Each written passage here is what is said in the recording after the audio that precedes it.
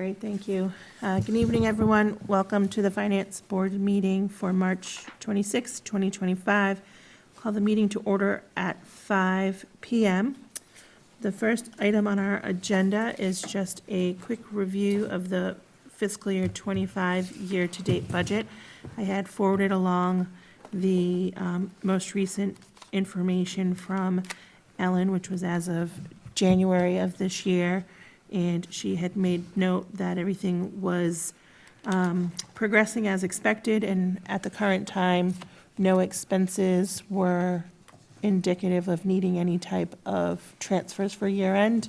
Or being over budget. Or being over budget, and a couple of accounts that they're going to monitor as the year progresses, but so far, everything looks good on that front. Snow and ice was good. Everything looked good so far, yep. All right, so then the next item on our agenda is the annual town meeting warrant review for April 28th of 2025. So I distributed the warrant, and so at this time, we'll go through the articles that require our discussion and vote, and we will progress through that. So thanks to Rebecca's little cheat sheet here. The first article that we're required to review is Article 2 on page 5. Rebecca, I don't know if you want to give us the information about what some of these are. Of course. So this is in relation to the HERO Act, which was enacted by the state legislature, and it provides additional tax incentive to veterans that qualify. So in order to offer the additional exemption, they would, the town is obligated to, why can't I think of the word, not invoke, to accept the provisions of Massachusetts General Law, Chapter 59, Section 5, Clause 22I and 22J. Okay, and so this, it looks like it says that it's two avenues for increasing the exemption. One would be to double the current exemption, and then there's a second one that would tie the abatement to inflation so that it can increase over time. Okay, so is there a motion to move favorable on this article?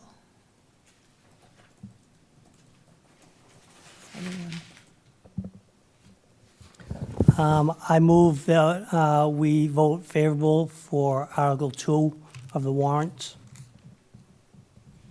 Right, I'll second that. great. Is there any discussion on that? No. All in favor of a favorable motion? Aye. Unanimous.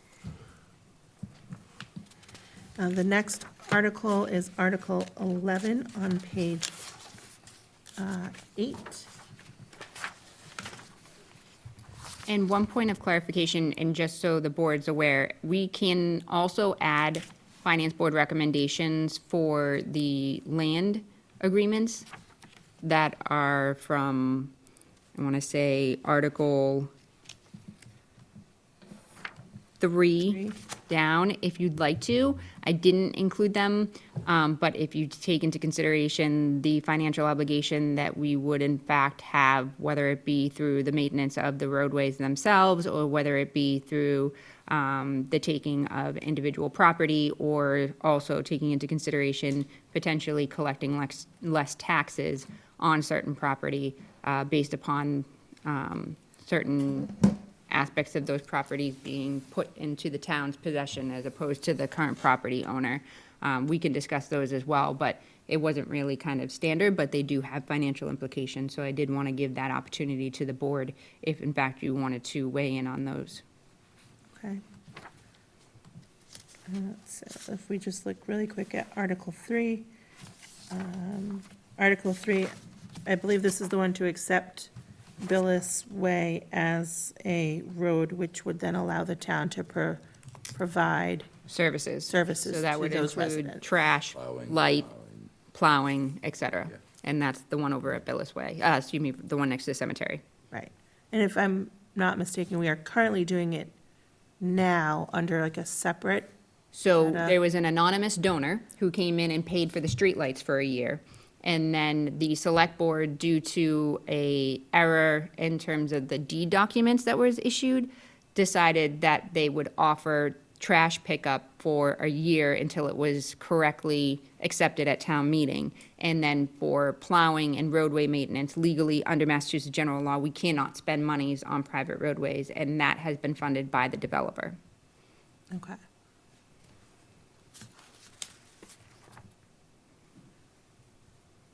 All right. Do we want to take a look at each of these? Does everyone feel we should go through each of them? I think we should. Okay. All right, Of so, the land ones, but Right. you're saying that those are optional for us, right? I will say, I watched a meeting, and the discussion was regarding Billis Way, and it's pretty complicated. I don't know that without really spending time watching those meetings, and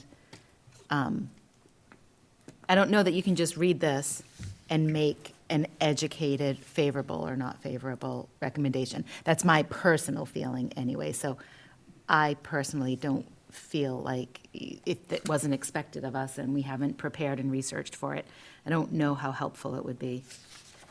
I feel like the planning board is very well informed and properly and thoroughly informed, and they are making a recommendation on this matter. True? Correct. So. That's why it was just offered, because I Yeah. do know that at the last town meeting, there were questions about us taking property from private property owners and not accepting monies, or Yeah. whether or not we were not Yeah, taking in as much I taxes. can see that So I there's wanted a- to give that option to the finance board. That's Yeah, all I I- was trying to do. I can see that there could be considered a financial impact on it as well, but to me, the primary impact is, and the primary oversight is from the planning board, so that's where my position would be on that. Real estate taxes, do they pay full real estate taxes? I'm sorry? Do the residents on that street pay real estate taxes? They pay real estate tax, correct, on their property. So they're not getting services though. Correct. So we should be able to do something about that. Hopefully, we can. And that's a matter that the planning board is attempting to Planning work. board's not a trick. It's the select board. The select board approves the laying out of the way, and then it's ultimately annual town meeting and the vote of town meeting to actually accept a roadway. Is it possible to vote no recommendation? I'm sorry? Is it possible to vote no recommendation? Yes, we can either say no recommendation or leave it off. Right now, it's off. yeah, right now, we're not set up to vote on them.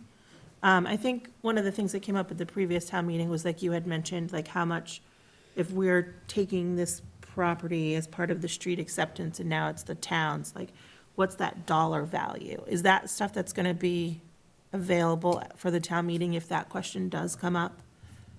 So we don't have that for the roadway acceptance. We could probably try and put that into a quantitative or a number, if you will. We do, and we plan to have that for the other properties, such as the property that we're looking to take on Merrimack River Road, as well as the property on King Street that we're looking to foreclose on. So we will have those property numbers available, but we can try and take a closer look at the street in terms It of was what more would just be. like, because again, like that came up at one of the Exactly. previous town meetings where someone's like, well, the town's gonna take this land that's currently owned and property taxes are being paid on it. Well, how much are Exactly. we no longer gonna get? Because that wasn't something that was quantifiable at that point in time. So is it $50? Is it $1,000? Is it $4,000? Like, so I think, again, from my own viewpoint, as long as that information is readily available, should someone want to question that at town meeting?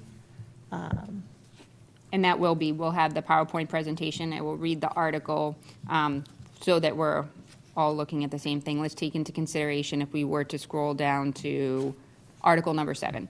So Article number 7, the town is looking to authorize the select board to purchase, accept, or gift, or otherwise acquire a fee of interest in land located on the subdivision plan of Valley Farm. So there's two properties over there. They're very small properties. They were originally intended to be deeded back over to the town as part of the planning board process. They were never done correctly. Both of those properties have fallen into tax title a couple of times, and we've gotten the developer to actually pay and bring them back into compliance. But you're only looking at, taxes for, one of them is 0.62 acres for $78, and then the other one is 0.05 acres, and they're only charged to pay with $6.35. So they're small slivers of land. One of them connects Pentucket Regional School District, so you can walk from the walking path in the back of the stadium right into the cul-de-sac, which is a great option for those living in that area, as well as the track and field or cross-country runners. They tend to take that shortcut because there's no sidewalk in that area, so they would go down that road and then they come up. $6.35. It was always intended, the purpose was always intended, so we'll have that sliver of land shown as a picture, so you can see. We'll have the acreage of the land, and then we'll have the tax that would be owed on the land at town meeting, so that they will show that, and then it will go back to the motion, and then ask the town to vote on that, so that that information is readily available to them. Okay, perfect. Madam Chair, I have a Yes. quick question to ask. Going back to Billis Way as the example, the property owners own halfway into the street as part of their property.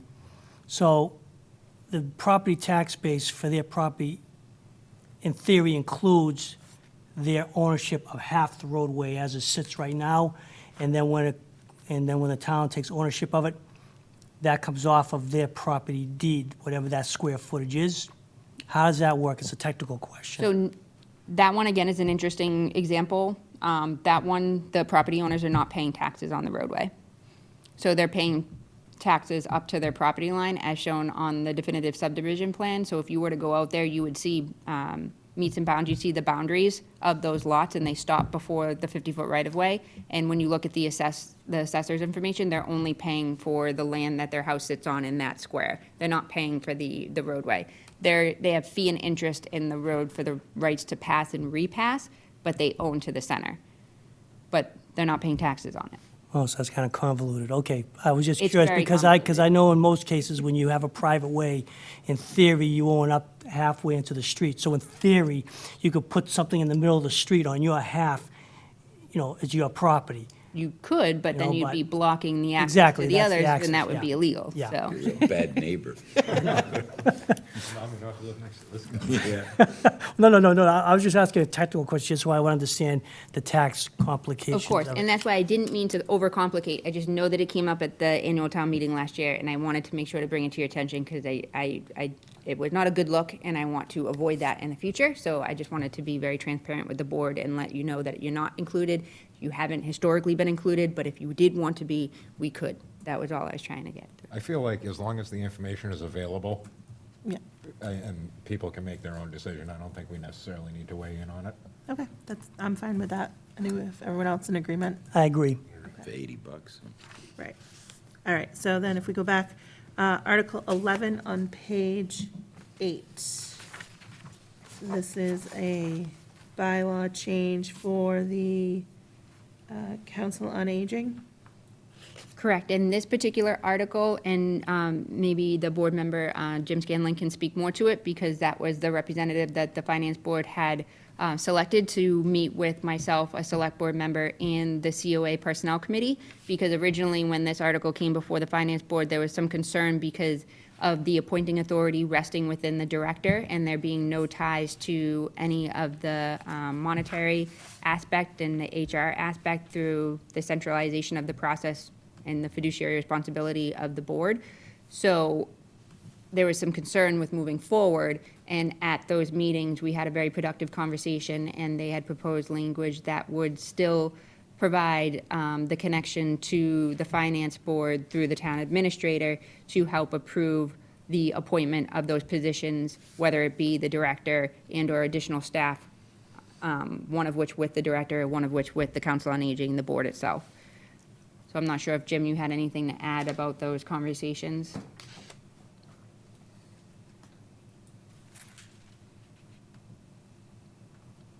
Oh, but I'm happy to answer any questions. But those were the biggest concerns, I think, and that the finance board had, is that there was no connection to the budget if the power of the appointment of the staff was through a director who was also not appointed by the finance board, the select board, or somebody who had that fiduciary responsibility from the perspective as a budget as a whole. Right, so it seemed to take it out of sync of the larger organization. Exactly. And you feel that all of this language addresses that, and that now it's more in line with the organization as a whole, processes, checks and balances? I think it's a good compromise. I think both of us kind of met halfway on it. And I think that at the end of the day, that's the most important thing. And I think that if we can keep the general purpose and intent the same, then that's a win for everybody. Great. There's a lot of stuff in here, okay. Is there a motion for Article 11? I'll make a motion that we put forth that we vote favorable for the general bylaw for Article 11. Second that. Jim will second. Any other discussion? Jim, you feel good about it? Okay, good enough for me. Okay, all in favor? Aye. Unanimous. All right, the next article is Article 12 on page 12.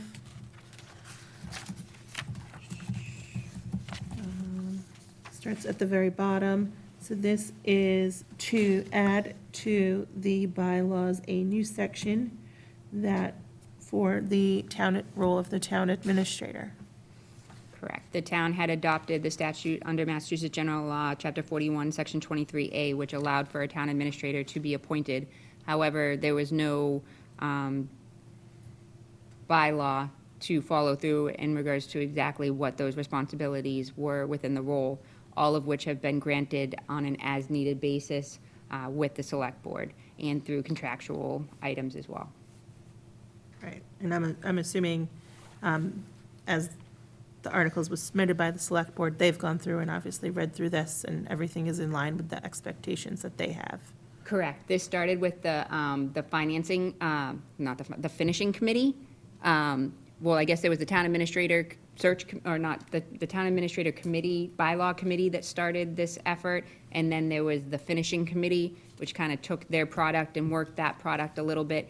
And then that went to the select board, then the select board reviewed it, and then it went to town council reviewed it, and it went back to the select board, and they reviewed it to put forward. So it has gone through a couple of different bodies, a couple of different officials as well, because I believe there was a change in the board between that period of time as well.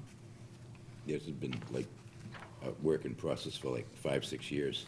A lot of stonewalling in between, Yeah, but it's time, it'd be helpful. you think? All right, Doesn't actually cost any additional money. No, not any additional money. That's key. all right. Move favorable action. I will second that. Is there any other discussion? No, all in favor? Aye. Aye. Unanimous, thank you. All right, so then the next article is Article 26 on page 27. Let's see, Article 26, okay, that page number might be wrong, let's see. Article 26. Let's see if I can find it.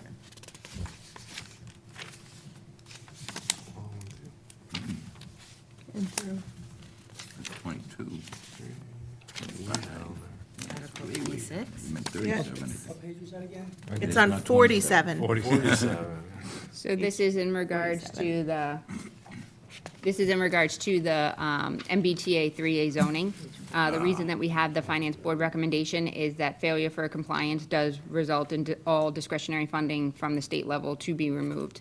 So a lot of the departments that you meet with on an annual basis that advocate for their department budgets, and a lot of them inform you that they've sought additional funding for whether it be equipment or additional labor or things of that nature through the grant process, would no longer be able to fulfill their budgetary obligations through those grant funding, through that grant funding. Correct. So we've identified our areas and we've obviously filled in all of the paperwork that needs to be submitted to the state. Have they come back with anything in terms of like modifications or anything that we need? So we have not submitted our bylaw to the state as of yet. We have submitted it to the Attorney General for a quick review to make sure that some of the language that we're reviewing is in compliance, but that wouldn't go to the Attorney General's office until it's accepted at town meeting. And it also hasn't received its final approval from the planning board. So that was gonna be my follow-up, is that we could potentially hold on any additional commentary on this particular article until the planning board finalizes. I don't anticipate there being any changes with the language. But again, if you wanted to wait, we could wait until they do so. And that will be on April 1st. And I believe you have a tentative meeting scheduled for that Wednesday. Right, we have a hold for the second, should there need to be a meeting. Exactly. I move we table the article until such date. That work? I'll second that. Okay, so we're in the table. One Adam. Okay, all in favor of tabling the item until the planning board gives their review? That was Article 26, correct? Correct. Article 26, page 47, yes. Yes. Aye. Okay. Jim? You want to table that one till they Yeah. get an opinion? Okay. Who made that second? Bill made the motion and Adam seconded. Okay, so then the next section, the next several articles are all from the Community Preservation Committee, and these are the items that Adam had presented to us at, was it our last, Meeting. Last And the meeting. select board meeting. yes, prior to the select board meeting, and then for those who also attended the select board meeting. So if we want to run through these, Article 27 is to, Adam, you can correct me if I'm wrong, this is to set aside the appropriations that we're required to, based on the specific percentages required under the regulations. Correct. Okay. Rebecca, the numbers in this are wrong. Didn't we come up with 78,800 for each of those?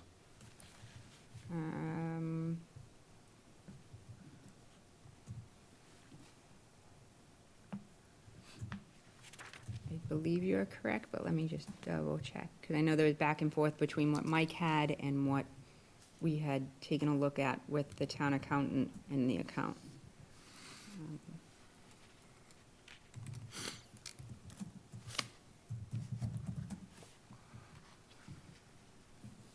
So where are we with this? Here, look, Article 30. Oh, we 27. tabled that one Okay. because we're waiting for the planning board to get there. So we're on to page 54, Article 27, Community Preservation. That's a planning board one. You are correct, it's 78,700. 78,700. Yep. I'll make that update on my document as well. Thank you. 78,700. Got it.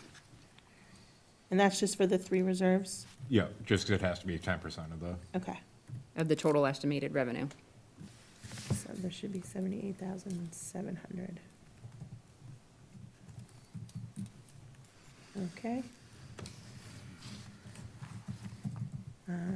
Is there a motion on Article 27?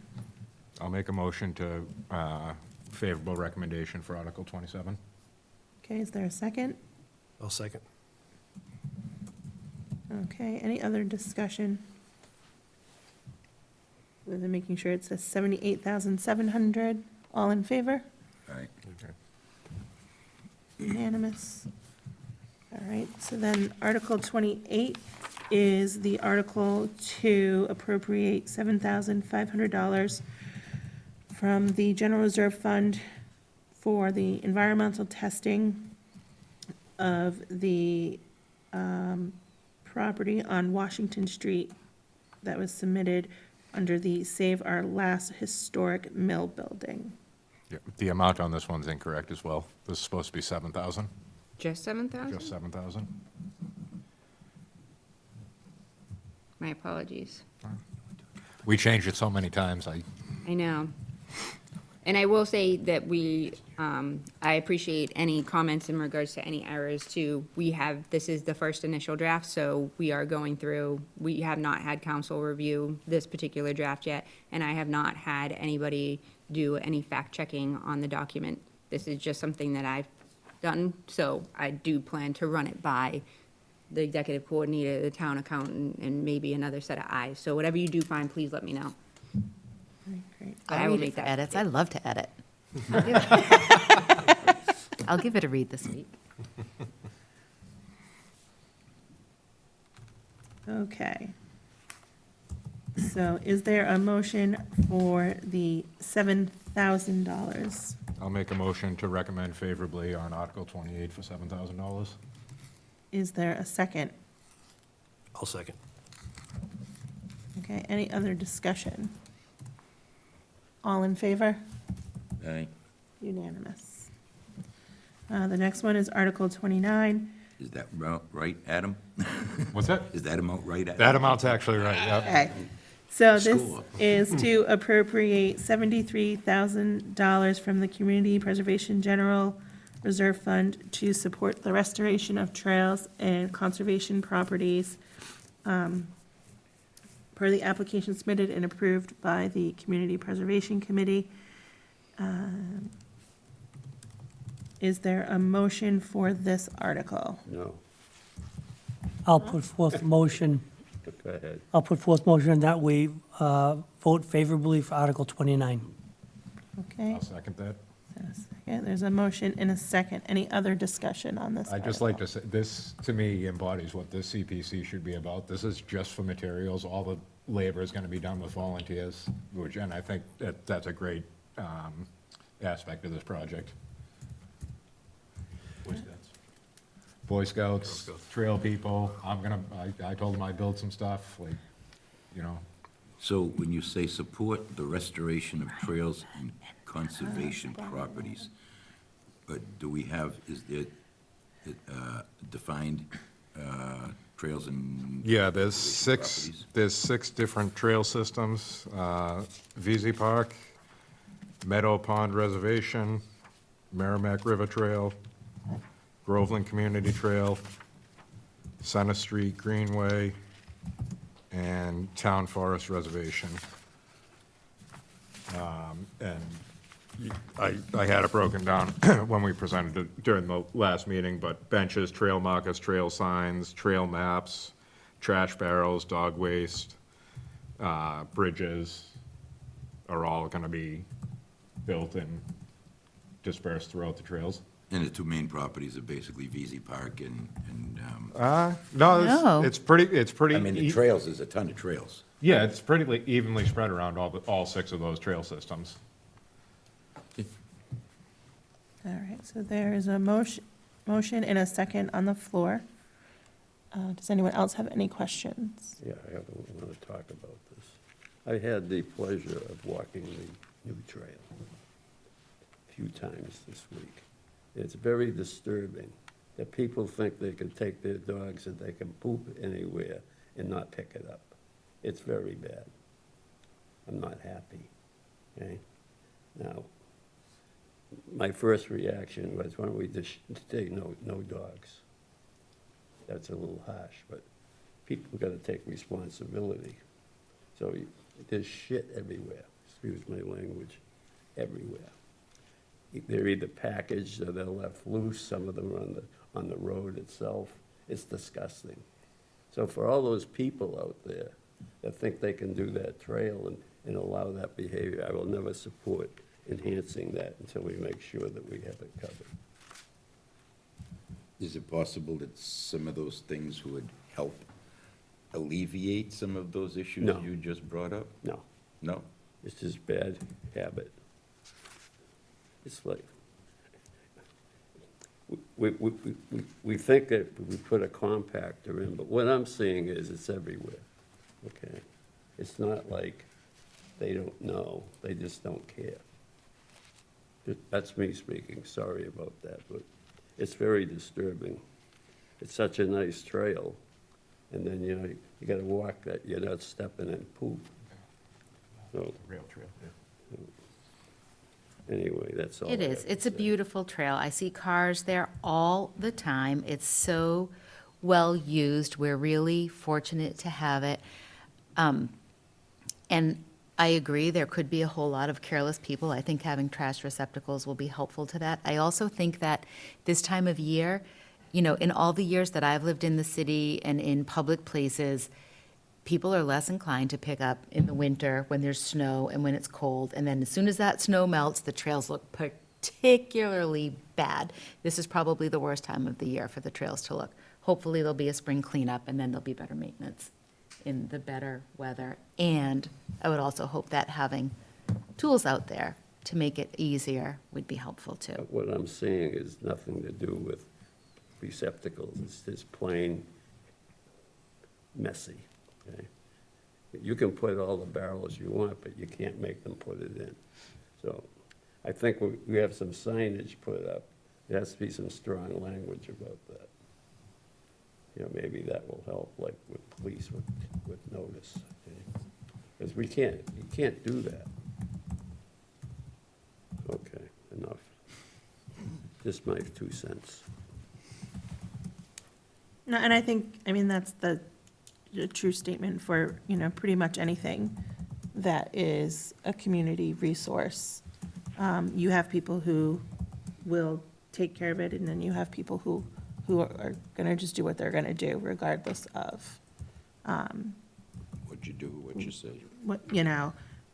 But we do have, you know, the rail trail, obviously, it's much more open with the paved, so it's a lot easier for people, but we're also talking about, you know, the other trails in town that, you Are know, not paved. they're not paved, they're hiking through woods. I've gone through the forest with, you know, I think it's the fourth grade Fourth grade. community open space program, and, you know, those trails could definitely use some, you know, some Enhancement. enhancement and widening, and, so I'm happy to see some of that going on. So, all right, so, motion in a second, no other discussion. The motion was for a favorable, all in favor. Give it a go. 1, 2, 3, 4, 5, and Opposed? Jim is opposed. All Is right. that 29? That was 29, yep. Article 30 is to appropriate the sum of $25,000 from the Community Preservation General Reserve Fund to support the restoration of the clock and the bell chimes at the Groveland Congregational Church. Is there a motion for this item? I move on favorable action. You move unfavorable? Yes. Okay, so right now we have an unfavorable motion. Is there a second? Madam Chair, I have a technical question to ask. Yes. This article, it doesn't violate any sort of separation powers at all? We had town council review it before we voted on it, and it was given the green light. There's no issue. No issue with separation?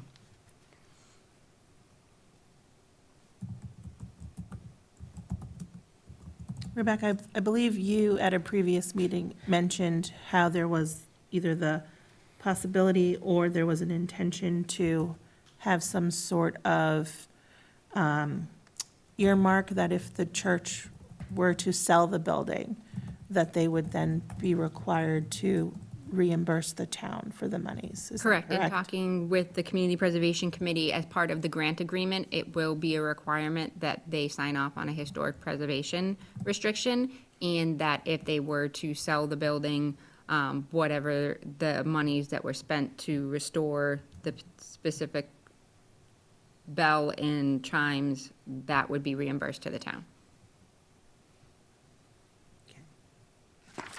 Forgive me, is the bell in the bell tower, or is it right? Yeah. And do they give tours? Can you go up there? I guess it's pretty dicey to go up there, but if Mike was sitting here, he'd say if you log on to Groveland TV, they did a What's Up Groveland episode up in the bell tower and got a nice view of it. Right, so the motion right now is for unfavorable. Is there a second on that? There's not. Okay, so do we have another motion? I'll make a motion that we move favorably on Article 30. Will I share Bill's opinion that personally, I don't believe that this is something that I would support as presented to the community preservation. It checks all the boxes, and I say put it out to the townspeople to decide what they want to do. I think it's a slippery slope, but we've been assured by council that it's fine. That, the church, they do a lot for the town. They do dinners twice a month, they build beds for the homeless. I mean, they're not, they contribute to the community. Now, I know this because it's a religious organization, but as an aside, they do a lot of good things, so. They have a preschool that's not Yeah. affiliated with the school district. They have a thrift store that's open to the community. Yeah.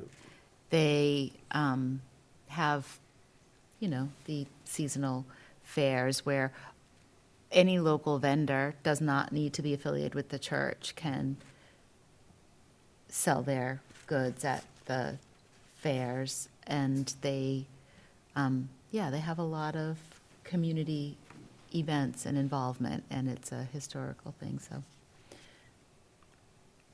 And I guess my question is, per town council, the language that would be in the agreement would be strong enough to be able to bring legal action if the property was to be sold and to recoup the funding that would go forth.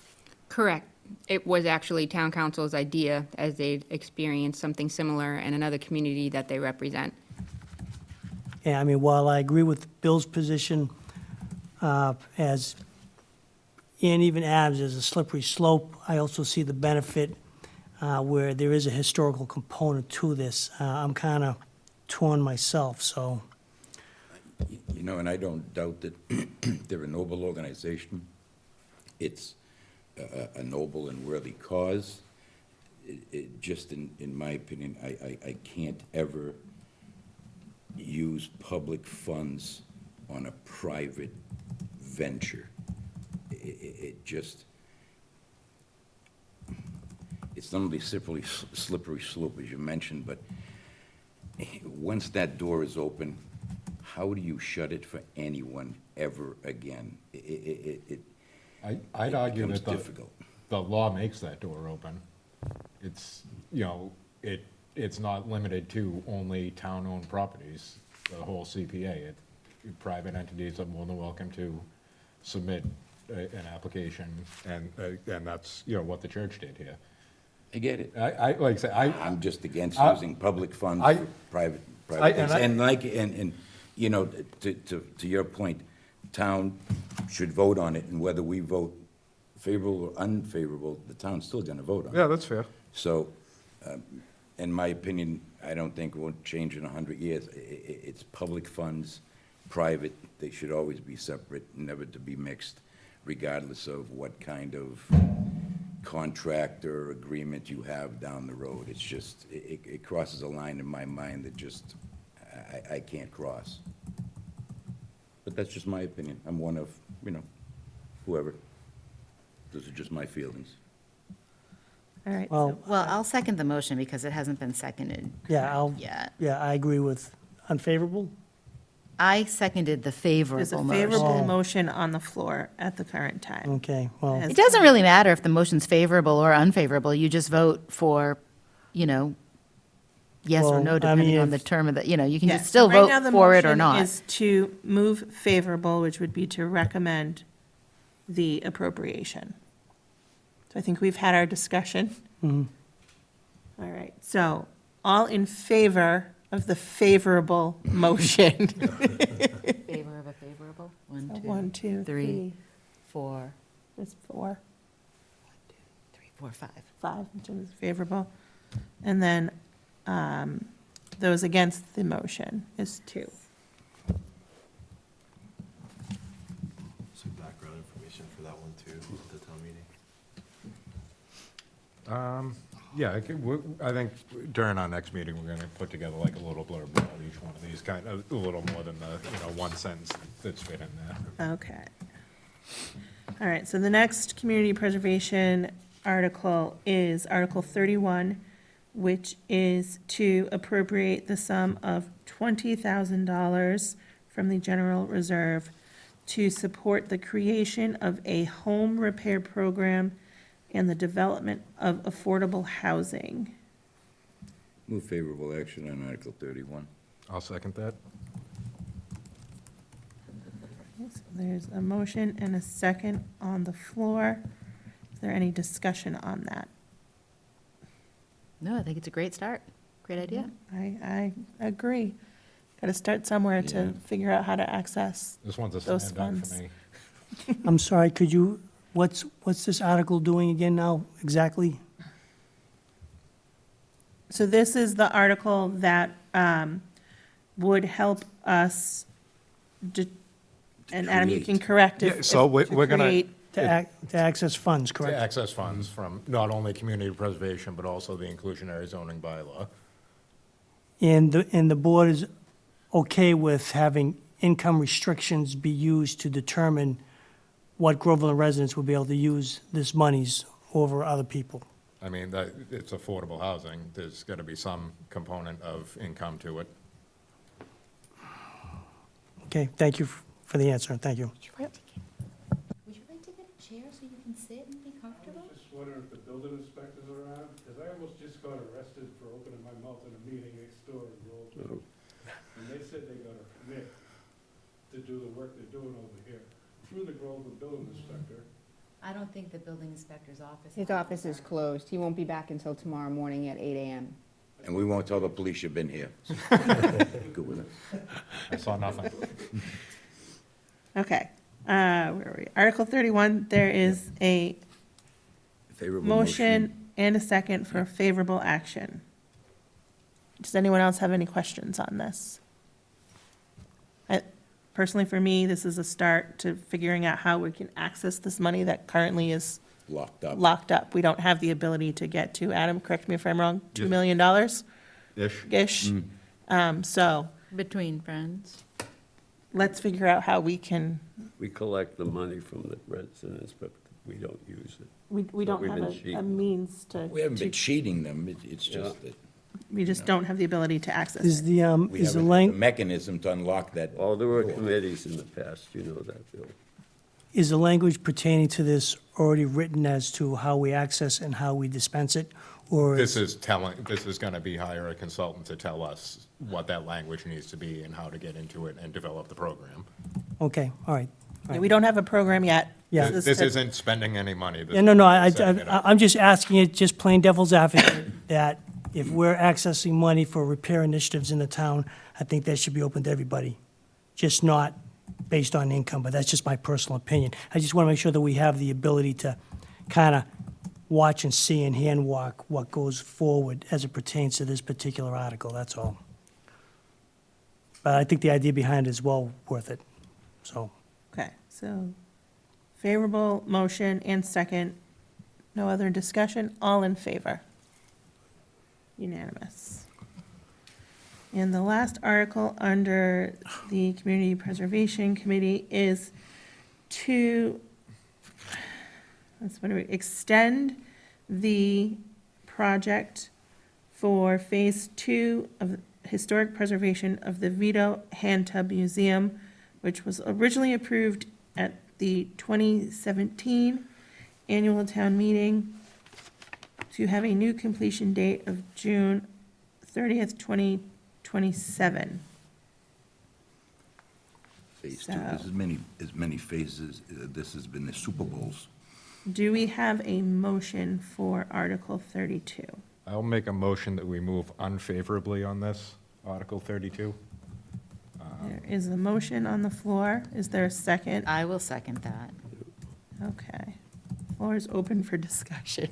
Based upon there's no dollar figure So the original amount of this article was $70,000 when it was approved. There is $52,825 remaining that has not yet been spent. My concerns with this, we asked multiple times to get some updated estimates to see if 2017 dollars play in 2025. Sure they do. That information was not provided. The only thing that was provided was their assurance from the applicant that, yes, it could be done for that amount of money. I don't see it. I've been in construction for 30 years. It's, math doesn't math. I think what we have is good enough. As far as the veto in the museum, you think it's Right. sufficient? So it's been a decade, so it'd just be a resubmittal if. It's, because there was an expiration date on the original article, the only thing that can extend that expiration date Is a is a vote at town meeting. And so I was at the first extension years ago, and it was something that, you know, it was rush, rush, rush. We had to meet before the town meeting. It was very hasty, and we said, all right, we'll send it to town meeting because it hadn't been completed.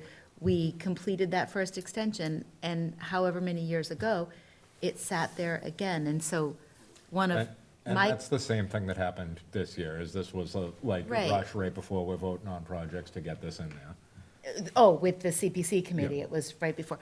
And so my feeling is also, it's just bad procedure to approve these funds in 2017. They've been held up, they've been not available for other uses, and they haven't been spent according to the request. So I just don't think it's appropriate to just continually extend and then not do what was meant to do on top of the outdated estimates. And again, it's very much a worthwhile project, just not in the capacity. I strongly advise them to go get some numbers and resubmit it as a new application, and we'll entertain it just like a new project, like we did all the other ones. But to Yeah. just I agree with try you. and keep kicking the can down the road. Yeah. Again, I'd love to see him do something with it. I'd love to be able to see that veto when I drive by town hall from outside, but right now you can't.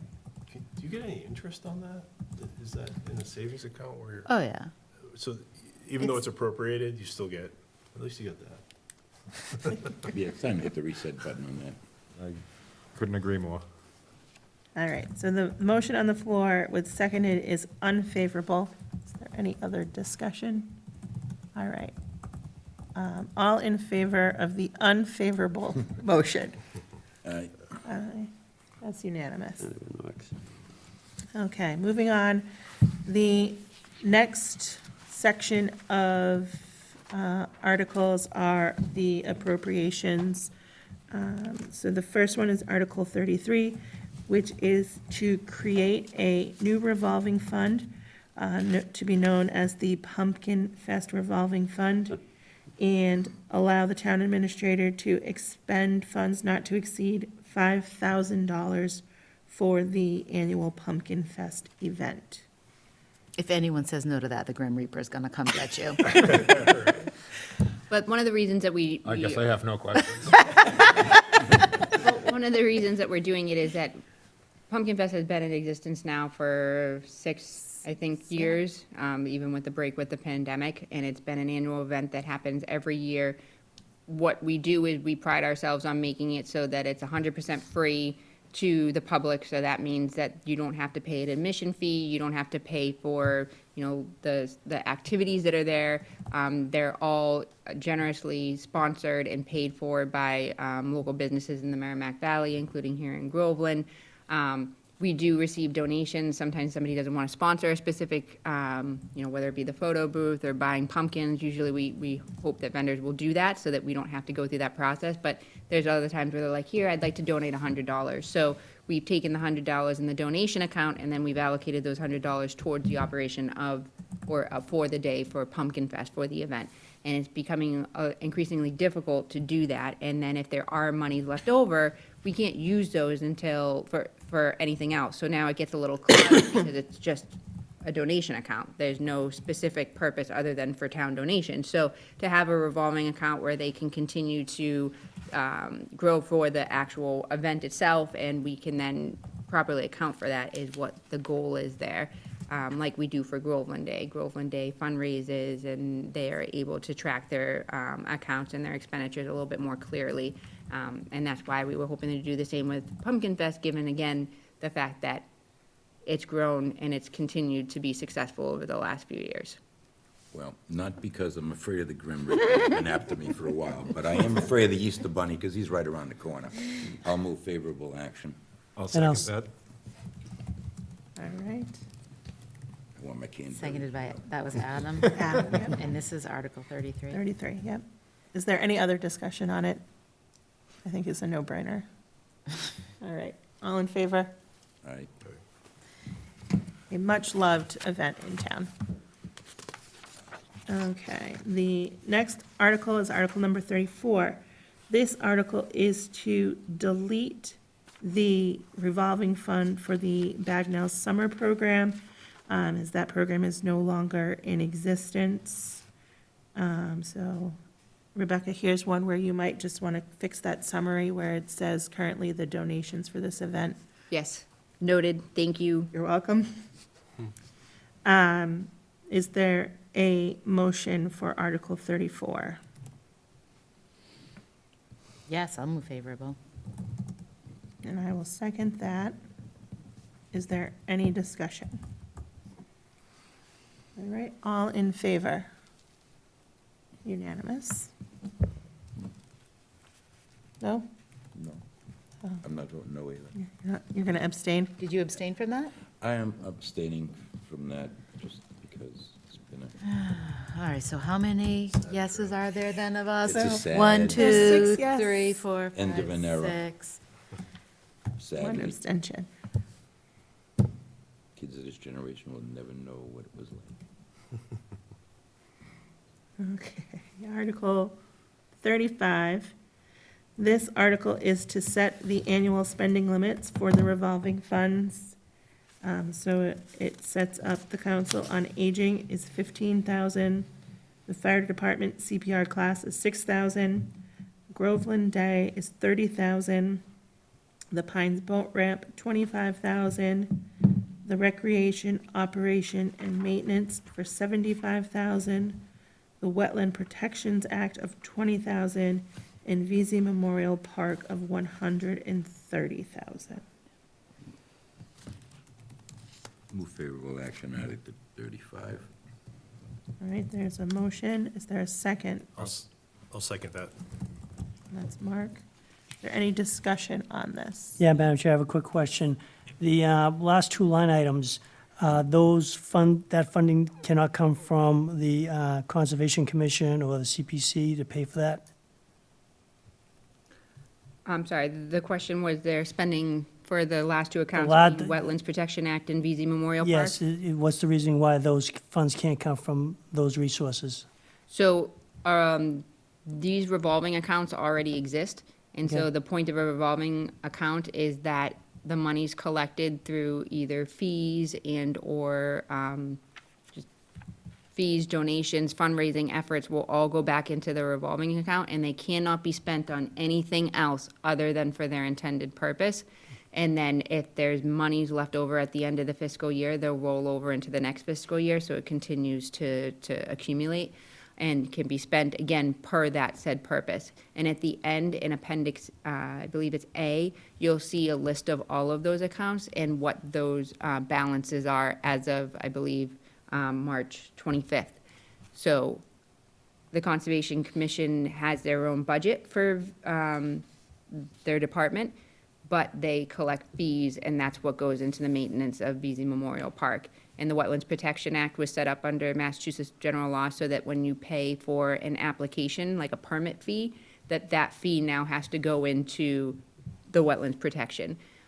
So again, each one has a designated set purpose, and the way that those fees are raised is mostly through, again, fees for applications or user fees or anything of that nature, fundraising, et cetera.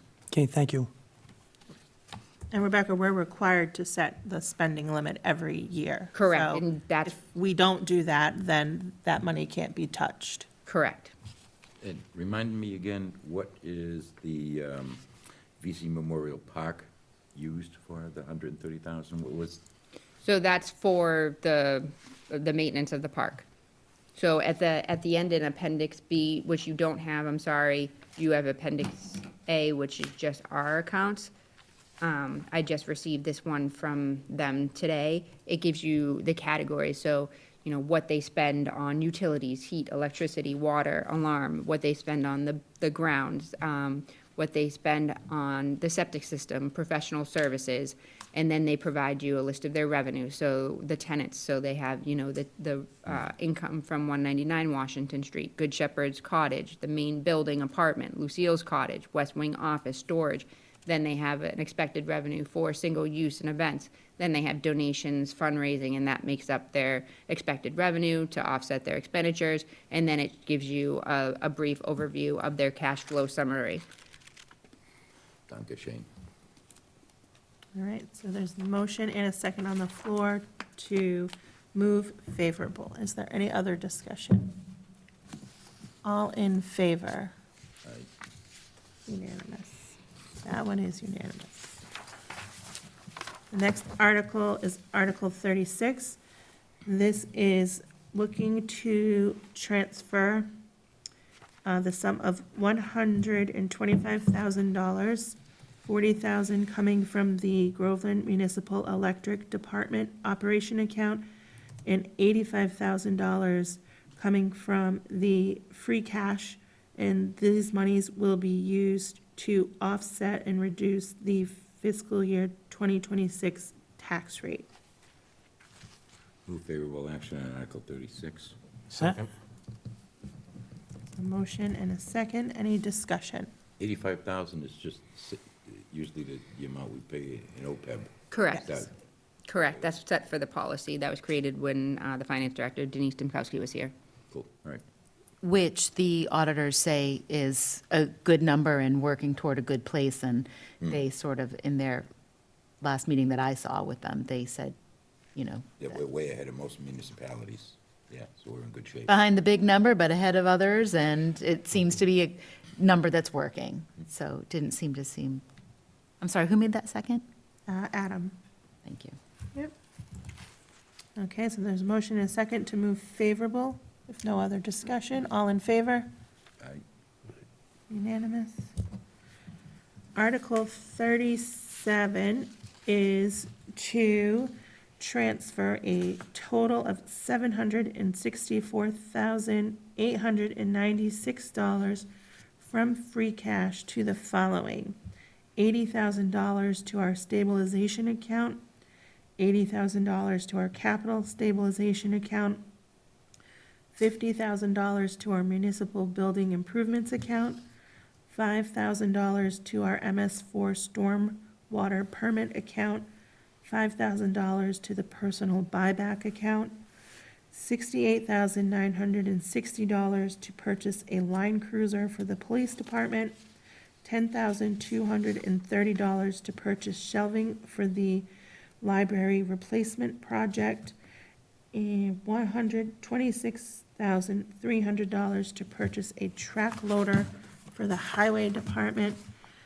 $53,611 to purchase an asphalt hot box for the highway department, $57,000 to purchase, I'm gonna skip that name, a tractor for the highway department, Kubota. $67,700 for facility improvements at the Bagnell Elementary School, $115,000 for the purchase of recycling totes, $2,000 to be placed in an escrow-bearing account for the maintenance of turtle habitat as required by the Natural Heritage and Endangered Species Program mitigation requirements for the construction of the community trail, $20,000 to fund the 175th anniversary parade, and $24,095 to the summer program revolving fund. A lot to take in there. Yes, and we do have a member of the public for the 175th anniversary parade to speak towards the request for that allocation as well. Good, because I was gonna ask, are we hiring Macy's? Well, if we can get the money, we will.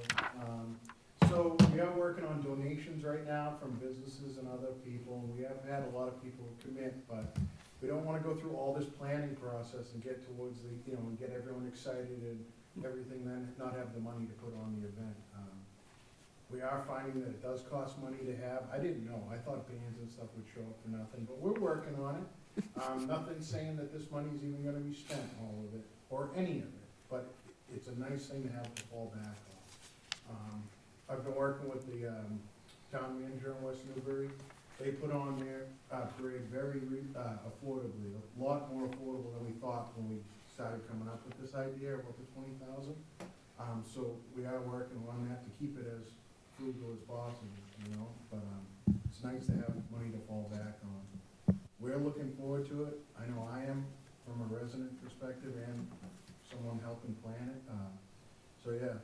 The couple things that came up that were different for us than West Newbury was that West Newbury pays for the police details out of their, operating budget for the town for the year, where we're gonna have to pay for it out of the funds for the parade itself. And, I think it's like 5 police, details are gonna be needed, because they're gonna shut down a portion of the square.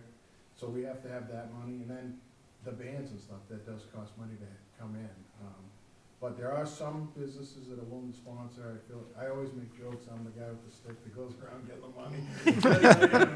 But, you hit them up for this, and you hit them up for Pumpkin Fest, and this and that. It's like, how many times can I keep going back and back and back before they get sick of seeing me? Oh, Steve Collins again, Jesus, what event are they doing now, So I don't wanna wear out my welcome with them, so, but we're working on it.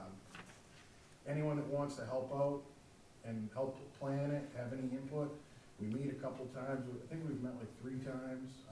It's on the same day as Groveland Day, it's gonna be the parade, and it's gonna kinda end down this area. We just think it would be a nice thing for the town. So, yeah, that's my input on it. And so that's why one of the reasons too that we, in efforts to put this forward, we agreed that just specifically for the 175th anniversary, since it is a special occasion, that it would not necessarily, whatever does not get used for this specific 175th day event would fall back to free cash. So if fundraising didn't come in at the level that we expected to, or something, is covered by a sponsor of some sort, then that money just doesn't get used. And if it doesn't get used, then it falls back to free cash. It's not like it's gonna sit in a fund or continue to just go towards other specific events, just this specific 175th day event.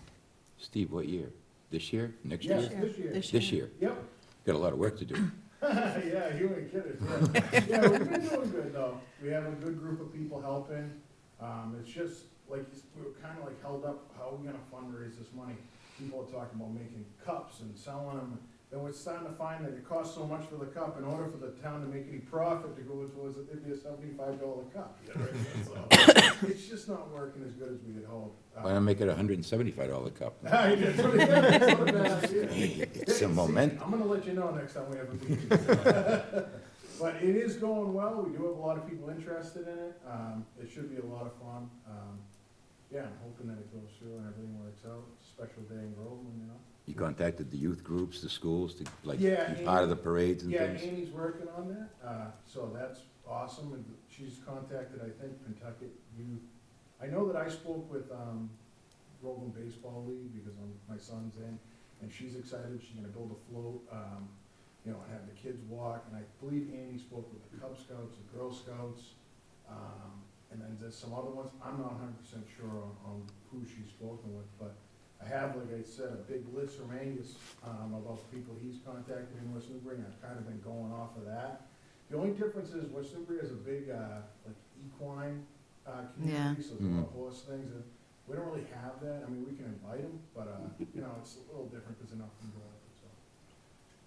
Do you have the date set? Yeah, Groveland Day. Groveland. So, September 6th. September Yeah, 6th. it's on Groveland Day. Yep.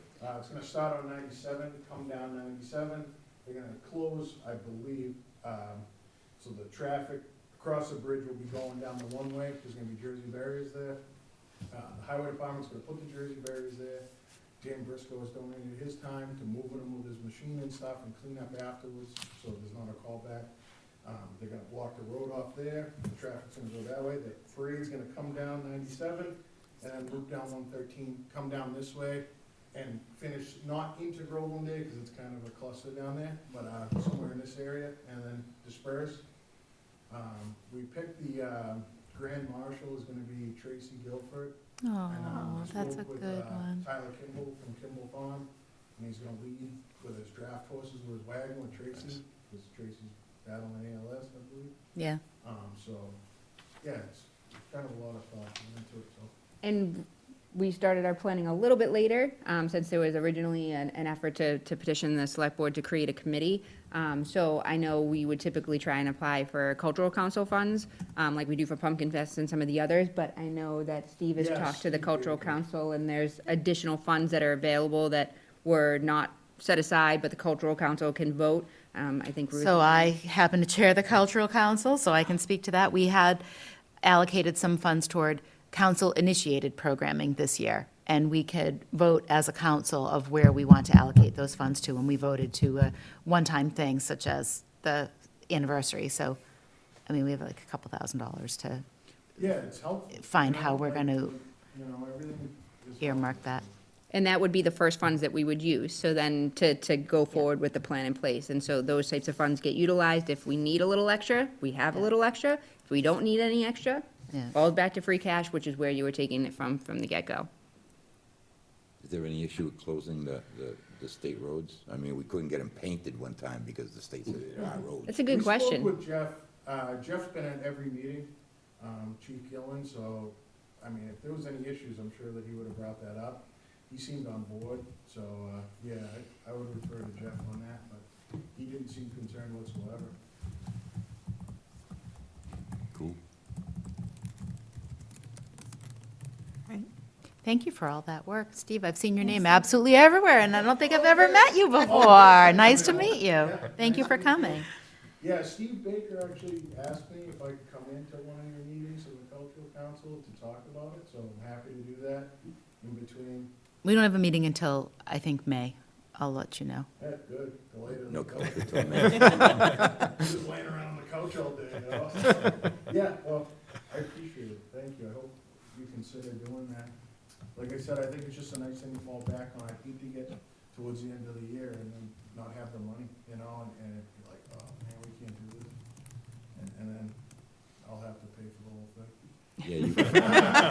Yeah, you were smart, you learned from the guys in Capitol Hill, you lumped it in with a bill, that, you know, you got it all pass at once. That's all Rebecca. We don't have line item veto power here. Steve, I do have a suggestion for a parade participant, so I'll have Steve get in touch with Karate? you. That'd be great, Yeah. yeah, awesome, Now, the Karate Dojo. all right. So they're, one of the owners is a Groveland resident. Okazaki? She lives in Haverhill now. Yeah, Yeah, Kim? Kim, yep. Yeah, I know Kim well, I knew her father-in-law really well, so. Yeah, nope, so I can put you guys in touch. That'd be So awesome, yeah, that'd be awesome. they do several of they perform at like Haverhill River Ruckus. They do like Plastow Old Home Days. They do Groveland Day performances. Santa so Parade. The Santa Parade. Yeah, Yeah, so awesome, we'll make sure that happens. cool. All right, so, yes. I have a couple of other questions. The Bagnell, 67, is that for the remediation that's been going on for? It's part of it. So there's a couple of projects that were approved as part of the capital improvement plan that we originally discussed actually back in the wintertime. And those ones specifically, if I can just pull up my plan real quick so I can answer you. So I know some of it is for asbestos abatement, and then the other portion is for loading. Is for library carpet removal and tile, and that's something that's going to also be in conjunction with the PTA, who has also donated some funds towards that effort in the library. And then room 33 and 31 in the computer lab, carpet removal and tile. And then the remaining portion is the asbestos abatement. Cool. The computer lab at the Bagnell School? Correct. Which has been used by the oh, no. No, we have our own computer lab, but there's another room that the district's been using for their IT. That they're still using, I believe so. Sorry, are you set, Bill? Yeah, I'm gonna. All of the capital, I know we do a police cruiser generally every year, but the highway capital investments, was that all on the capital plan? Correct, that was all part of the capital improvement plan. And since there was sufficient free cash, there was just a recommendation this year to move it from here. It's kind of like the opposite of putting it into capital stabilization, taking it out of capital stabilization, just. Exactly. So as you'll see, historically, we've only been able to put about $50,000 into Right. stabilization and to our capital stabilization. So this year with the free cash certification, we bumped that up to $80,000. And to your point, instead of taking the money out of capital stabilization, we decided to use free cash to allocate that towards the equipment that was needed in order for them to operate. I think we used to try to put 100 into the general stabilization and. Correct. The first has been 100, and then it dropped down to 50, and then we're starting to move it back up to 80, and then hopefully next year it will be 100, because we don't anticipate there to be many equipment-like purchases for Okay. next fiscal year. We were very fortunate when we received the American Rescue Recovery Funds. We were able to purchase a lot of our equipment and our fleet vehicles, whether it be from the fire truck, to some of the other equipment that we purchased for the highway department and the cemetery, et cetera. So this is really kind of the last items that were requests that we weren't able to fund with the ARPA funds. The library shelving was something that was more of a gradual request anyway, so they were looking for a more, modest request of about $10,000 over the next 5 years in order to slowly get the shelving into place. But that was, again, a compromise due to the fact that, we had helped them with their HVAC and their carpet and some of the other improvement projects that were done there. But the track loader and the Kubota tractor were leftovers from the ARPA request, and then the asphalt hot box was actually a newer request, but that was, again, something that we'd been borrowing from another community.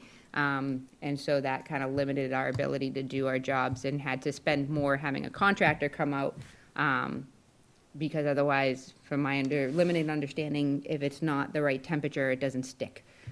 So it made it a lot harder for them to do their jobs. But yes, there's more equipment than there would be typically because of the amount of free cash that we certified. Okay. Do they provide some type of maintenance estimate up front? And, because sometimes this, new equipment can make maintenance cheaper, right? If you're replacing an old item, and sometimes you add a lot of new items and then the maintenance budget really goes up. We can put something together. I know we're very fortunate. We have our foreman mechanic.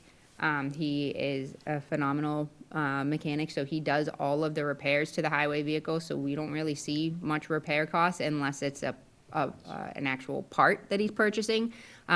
We don't have an asphalt hot box, so that is a new piece of equipment, the Kubota tractor, and it's mostly for the cemetery, because if you saw this last winter, when you try and go up those roads, when it's really icy, I don't know if you saw, but the trucks slide right back down. So the same with the plow, it's very hard to plow the roads up there. So to have the tractor, it will allow them to actually plow those areas, and it's small enough, because you would be surprised, but not surprised, it's very narrow. So trying to get a plow up there, you very easily could disturb a very sensitive site, and we do not want to take that responsibility. So that would be new.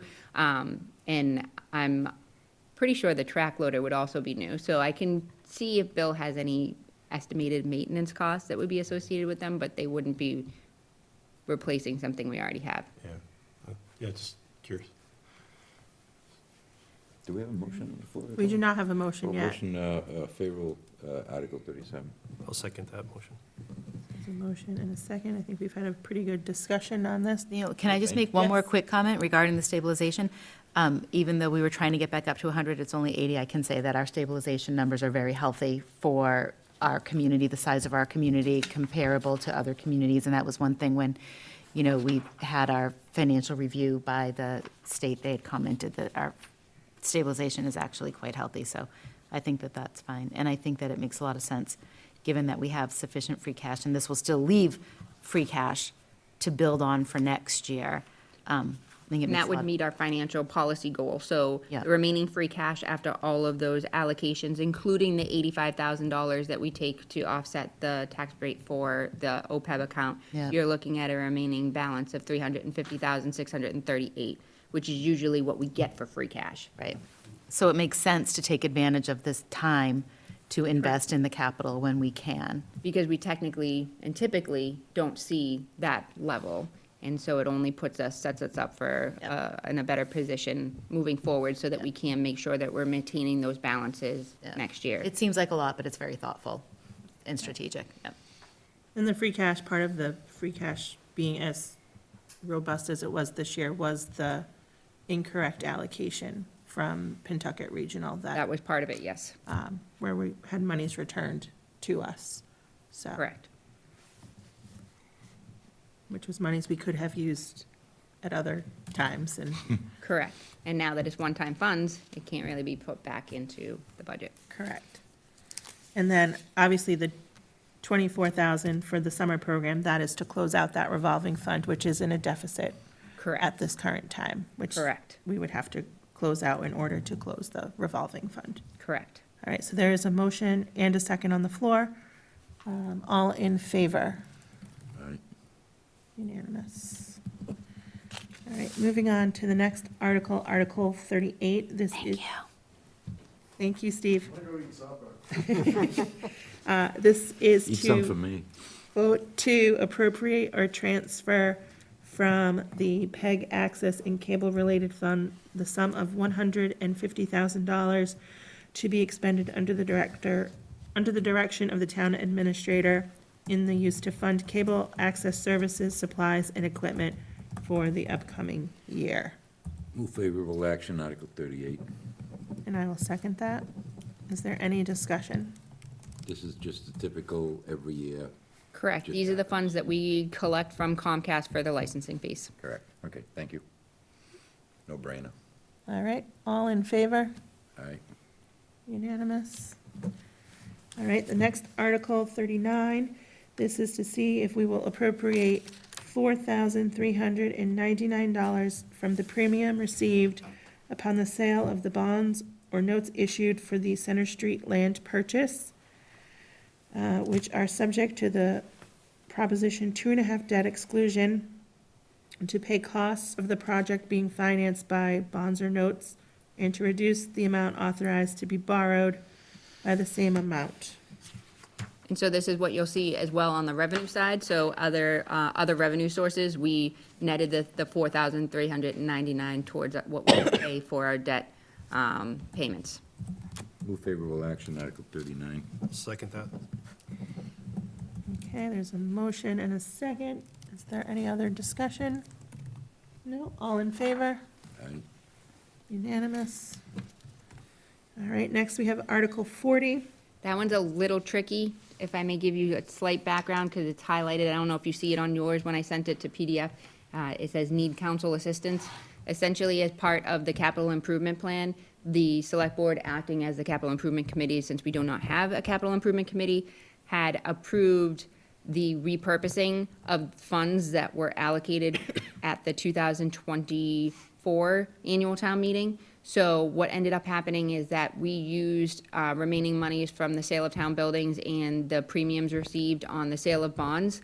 And we took that and we allocated it to a project with the same or similar useful life. And of those two projects, we had one, which is the public safety generator, which is still being pushed forward.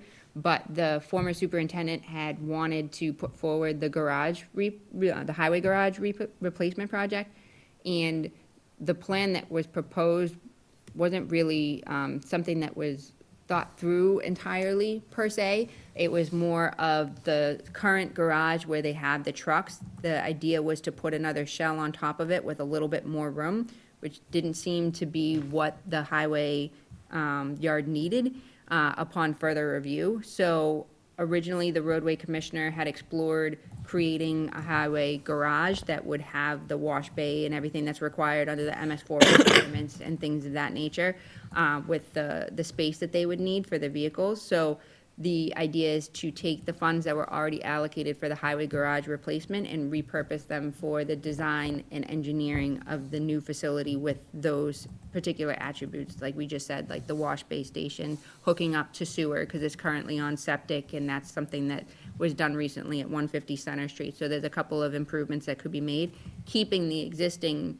building, taking care of the rust and the deterioration on the bottom of the garage, so all of the new vehicles will now have somewhere to be stored instead of outdoor and exposed to the elements. So the language isn't accurate as you're seeing it on your draft, because I still need town council's wordsmithing, if you will, to figure out how that's worded correctly, because the generator is moving forward, the allocation was made, it is something that we're working with the electrical engineers to figure out, like the loading, the capacity, in addition to the electrical panels we have here at the town complex, but it's just that garage replacement piece, so that's kind of the only part we're trying to focus on, but the language you're seeing is not accurate.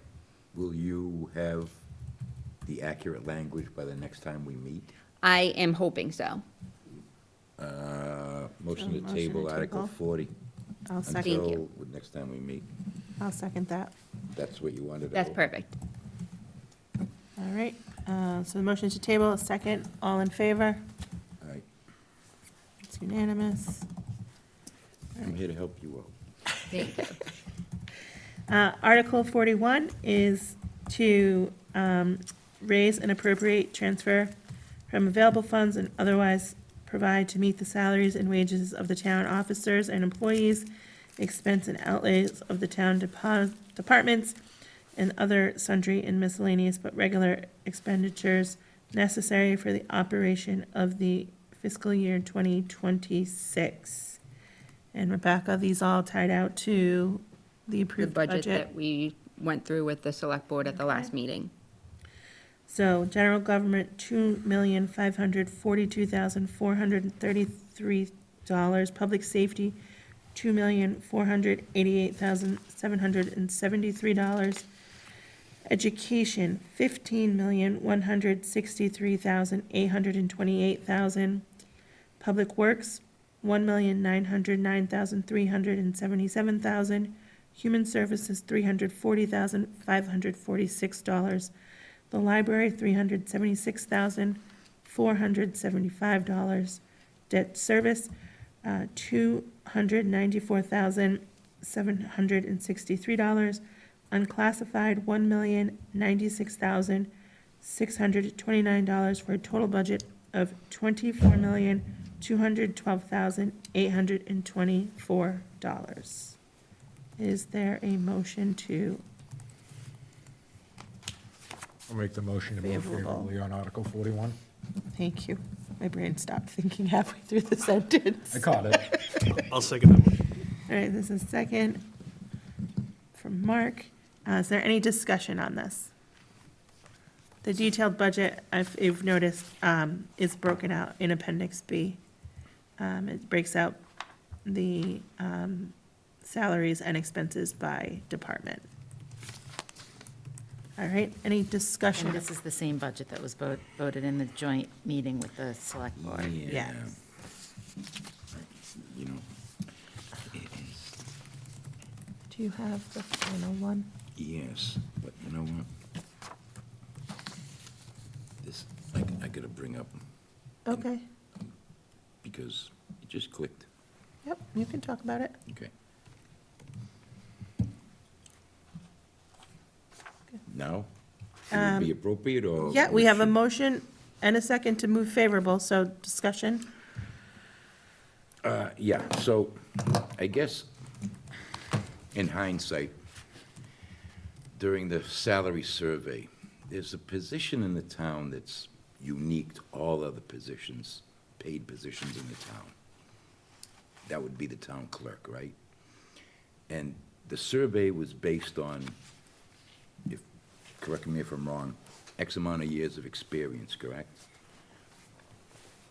I believe that in the expertise taken that into would be account? required to fulfill the obligations and responsibilities of the job, yes. So, now, bear with me for a minute. There's a job in the paper. It's a contract for 3 years. Experience, none required.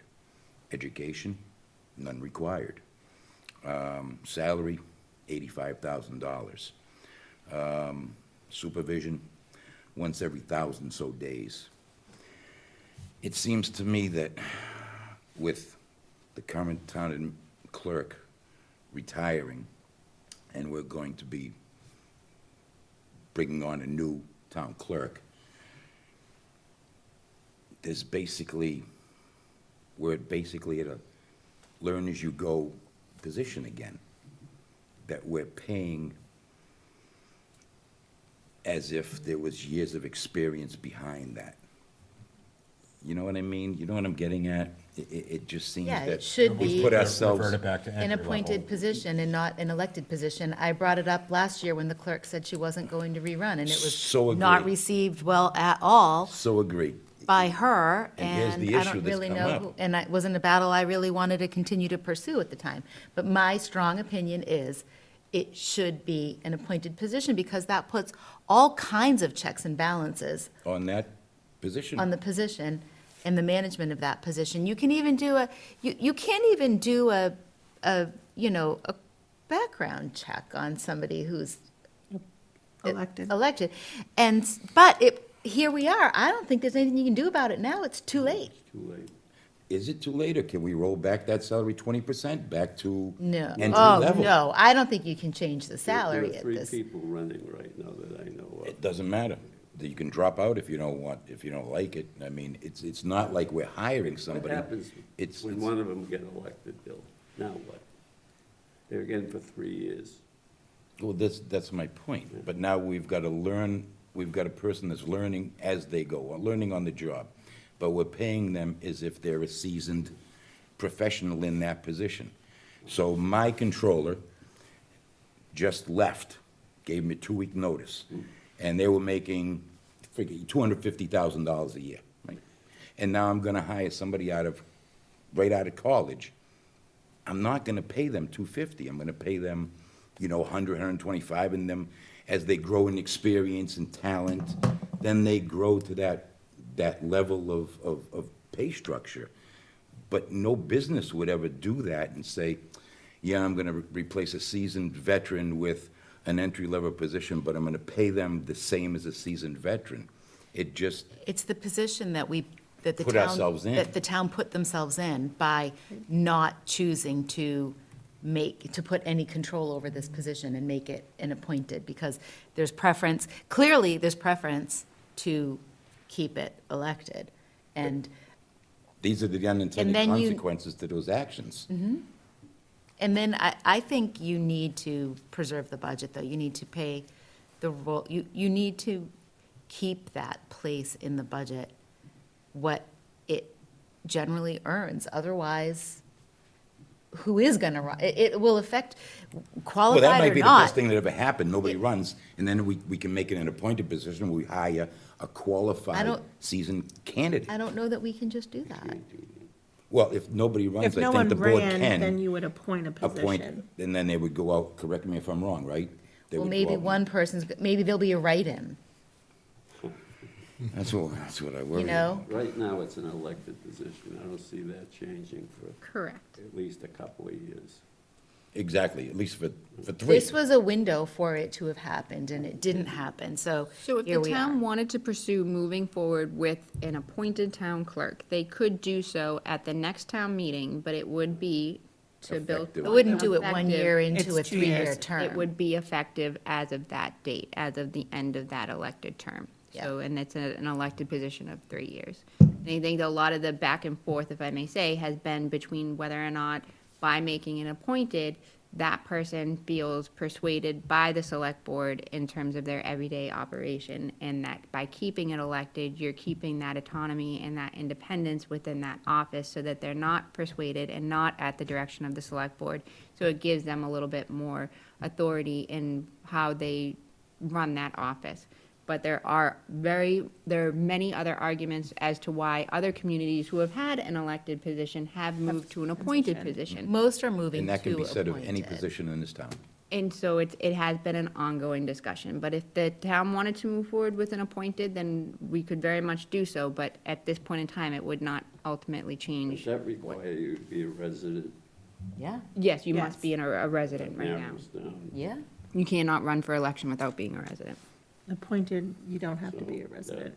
that Might not get any good candidates. Well, there's, no, you'd have a broader candidate base potentially if it were appointed, because you don't need to be a resident.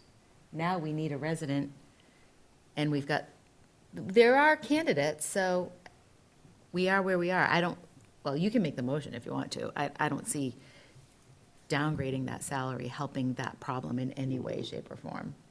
I don't think it's I gonna don't think make, it changes the problem so much as it, yeah, I don't think it's gonna give us a more qualified person. I I don't think- think, I don't think it needs to, but we shouldn't pay top dollar for a not qualified person to That's learn. I my mean, point. Bill makes a You know, but then we very have fair the point. issue, okay, let's just say this person does one term and then is gone. You know, you're still back at square one whether, and then maybe you do have a qualified person who decides to run, but, you know, now they're pigeonholed into this smaller salary, and it's, you know, we can see how getting salaries up to market is a very slow process here. The salary is supposed to attract a candidate that has expertise or transferable skills that can apply to the position.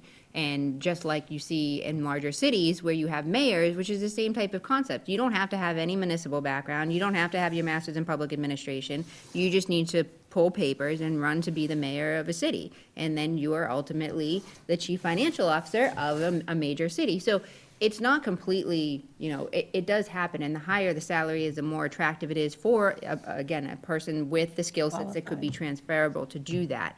And it is harder to get a line item to be increased, especially in a budget of our size, if we're going backwards. That being said, I mean, I'm not sure what ability the finance board has to go back on the budget that was approved by both the finance board and the select board. It's definitely something we can explore further, but it was a vote that had already been taken to approve. Yeah, you would have to vote to unapprove it. Well, this is more so, the vote's kind of already been made in Made. terms of the approval of the budget to put forward. Right. This vote tonight, like all of these, are to whether or not you're recommending favorable action to the townspeople at town meeting. Right. Yeah, and I claim full responsibility for this because I should have had the foresight, knowing that that position was gonna transition, to make this motion a long time ago, that this is probably what needs to be done at this point in time, because we're starting again from ground zero. But the And salary maybe could, this would be the impetus where nobody runs, when then it can become an appointed position, where we can then go out and hire a qualified, seasoned veteran. But there are people running, so. Yeah. There's already people running, and and they're accountable to the voters. I know, that's why I said if I had, if Yeah. If I we- yeah. had brought this up, if I had thought about it, they're running Months based ago. on a premise that there's a certain compensation expectation. I think to Hell, shift yeah. any of that now is, you know, exactly. That's exactly why it's an attractive position for someone. Basically, there's no requirements of the position other than, I got more votes. Okay. Okay. So there is a motion and a second to move favorable on Article 41. Is there any other discussion? No. All in favor? So we have Did you six, vote what would in be, favor of the budget? six, I could, yeah. and then you are a no. Yeah, I gotta go with my conscience. Okay. Without integrity, who I? All right, the next article is Article 42.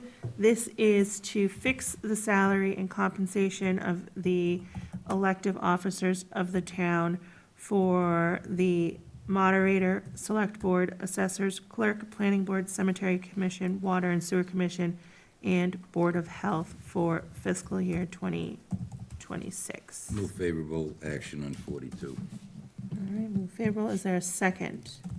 I'll second. Motion and a second. Any other discussion? Again, this is language we see year after year after year. It just, Correct, and it's specifically under Massachusetts general law, so that an elected official can't get into office or can't be in office and change their salaries. We don't have many stipends for some of these positions like we did at one point in time, but it the is standard bonuses for language. $180,000 out there. Okay, just, All right, Naughty. so all in favor? I, All unanimous. All right, so then the next group of articles are the enterprise funds. And I did receive updates in regards to bond council, so I can provide updates for you for Article 48 and 49. Okay. So let's start with 43. This is to see if the town will vote to raise and appropriate the sum of $1,741,934 to fund the water department salaries and expenses for fiscal year 26. move favorable action, Article 43. Second. Who wants to second? Adam? Okay, thank you. Is there any? Sorry, beat you to it. Sometimes you guys sound a little They bit say right at the alike. same time, too. Him and Mark would be great on Jeopardy. All right, so there's a motion and a second. Is there any discussion? All right, all in favor? Aye. Unanimous. Article 44 is to vote to raise and appropriate the sum of $738,913 to fund the sewer department salaries and expenses for fiscal year 26. Move favorable action, Article 45. Go, quick. 44, Second Article 44, my bad. And then Mark is a second. Is there any discussion on that? No. All in favor? Aye. Unanimous. Next is Article 45, to see if the town will vote to transfer the sum of $45,000 from the Sewer Enterprise Department retained earnings to fund a VFD replacement at the Main Street Sewer Station and emergency funds. Move favorable action, Article 45. Second. It's Bill and Adam. All right, is there any discussion? All right, all in favor? Ruth, are you a yes? Sorry, yes, Okay, unanimous. thank you. Article 46 is to see if the town will transfer the sum of $70,000 Bless you. from the water retained earnings to fund water tank cleaning, emergency funds, the ERP/RRA update, or any other associated projects. Move favorable action, Article 46. That's the motion. Is there a second? I'll second that. There's a motion and a second. Any discussion? All in favor? Aye. Unanimous. Article 47 is to see if the town will vote to transfer the sum of $117,946 from the water retained earnings for the purpose of funding the ban payoff and any associated projects for fiscal year 25. Move favorable action, Article 47. The motion, is there a second? Second. No, Jim jumped in. Beaches. Yeah. I was still reading it. Is there any discussion? Yes, Madam Chair, what is ban? Ban, is it bond anticipation notes? Yes. Okay, thank you. Thank you. Good. She's quick. She's quick. Got those acronyms on on that my one. iPad. I lived in the bond world, my first career. All right, so, motion and a second, no discussion, all in favor? Aye. Unanimous. Okay, next, Article 48, Rebecca? So we had our meeting with bond council today, and they provided us the following language. So this one for 48 is actually to take funds that they originally allocated at the meeting in April 24, 2023 for the intention of finding a new water source. The effort was unsuccessful due to the fact that when they went to drill, they found more minerals and more PFAS in that particular area, so they had to abandon the project. But we had already sought borrowing for that project, so there is intent to use that funds for additional water remain replacement. So bond council had recommended the following. So Article 48 will read, to see if the town will vote to reappropriate and transfer the remaining $466,754.80 balance of the borrowing authorized by Article 41 of town meeting held on April 24, 2023, which funds were initially borrowed to pay cost of a new water supply source, which project is hereby abandoned, and for which no liability remains, to pay cost of water main replacement, including the payment of costs incidental or related thereto, or take any other action relative thereto.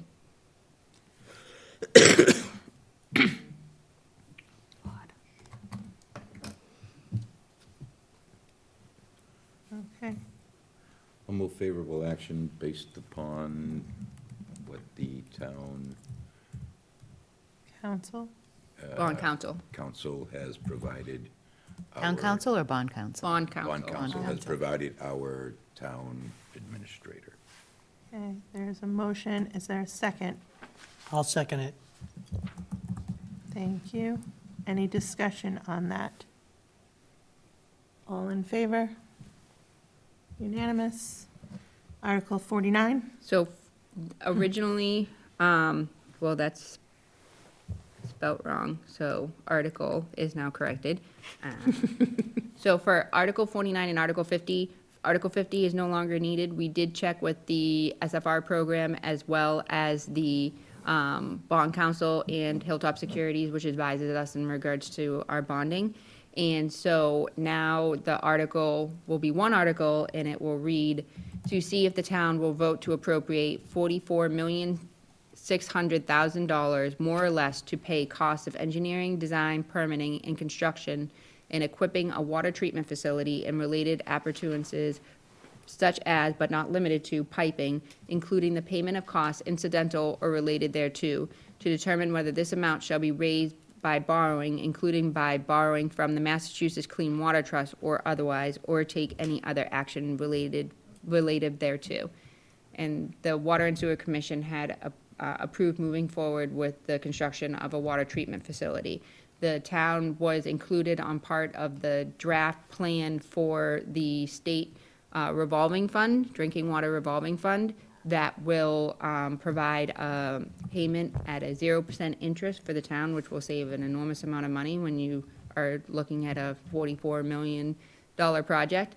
And so this article is allowing the town to borrow, whether it be through traditional borrowing through a bond, or whether it be through the Massachusetts Clean Water Trust for the beginning portions of the project, which is the design and engineering.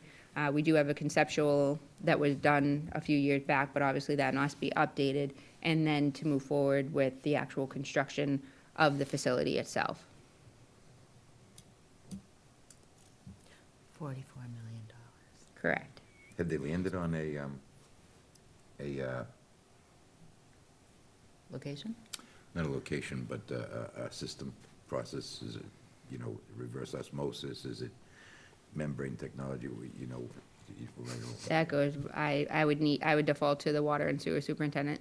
I just know that the location identified would be the location down at the Pines, right by their well, over by that turnaround in the back over there. And none of this includes yearly maintenance costs, right? I imagine. And none of it includes what? Maintenance costs. No, this is just the design, permitting, engineering, and construction of the facility itself, and associated water infrastructure, so like the piping in the ground to that. So if they have to connect the water treatment facility up to the water pipe here in 113, that piping associated with getting things to the facility itself. Is it a high probability that we get this grant to move forward with a $40 million project? We're in the draft plan, so we are most likely eligible for funding, but again, it's a loan, so we do still have to pay the money back. It's not just an outright grant of money. It's just that they're allowing us to borrow at a 0% interest. Over how many years? I don't know the specifics of the terms of borrowing. I just know that they're allowing us to borrow at a 0% interest rate, and it would substantially reduce the cost if we were to go out and traditionally borrow. Does this program have an end date? I mean, Again, I would need to default to the water and sewer superintendent for those specifics. So this language is going to be reworked based off of dropping Article 50 and So we're not using Article 50. That language that I just read is what bond counsel had provided to us. They also provided us language in a motion form. So at the meeting, what we do is we have our warrant article, which you see in front of you, and then we have a warrant with the motions, and at the front of the table, either the finance board member or select board will read the motions that are reviewed and proposed by town council or bond council. So there's a little bit more in the motion that would be legally required to be stated in order for us to move forward. But the one that I just read is the language that would be final. one key thing that you said was in construction in the new language, where this was just engineering, design, and permitting. And constructing and equipping a water treatment facility. Yeah, right, so there is a construction phase, there's actually a deliverable. It's included in the all Right, encompassing, makes like sense. almost I was like wow, up that's a lot to, of engineering effort. yeah. So engineering effort, we've estimated to be about $3.5 million, which is what you originally saw. Yep. So after talking to bond council and confirming with the state, the way that it's done is it's all inclusive, planning and construction, not just planning. So we had assumed that we would only go out for $3 million for a bond or a ban if we needed to move forward because of the timing that's being put forth by the EPA for compliance with PFAS regulations. So based upon those timelines, we may have to go out for a ban, and this article will allow us to either do that or to wait for the program and then seek reimbursement through that program. So we wouldn't just go out for a bond for $44 million.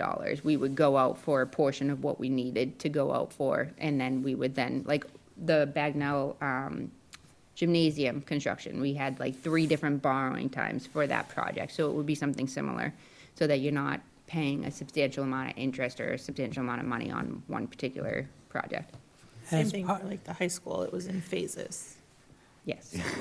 I do have a quick question. As part of the $3.5 million, the monies that are needed for the engineering and all that, as part of that, as what you know, will part of that process include the mitigation as far as they're putting a pathway in over here from the parking lot down into the Pines?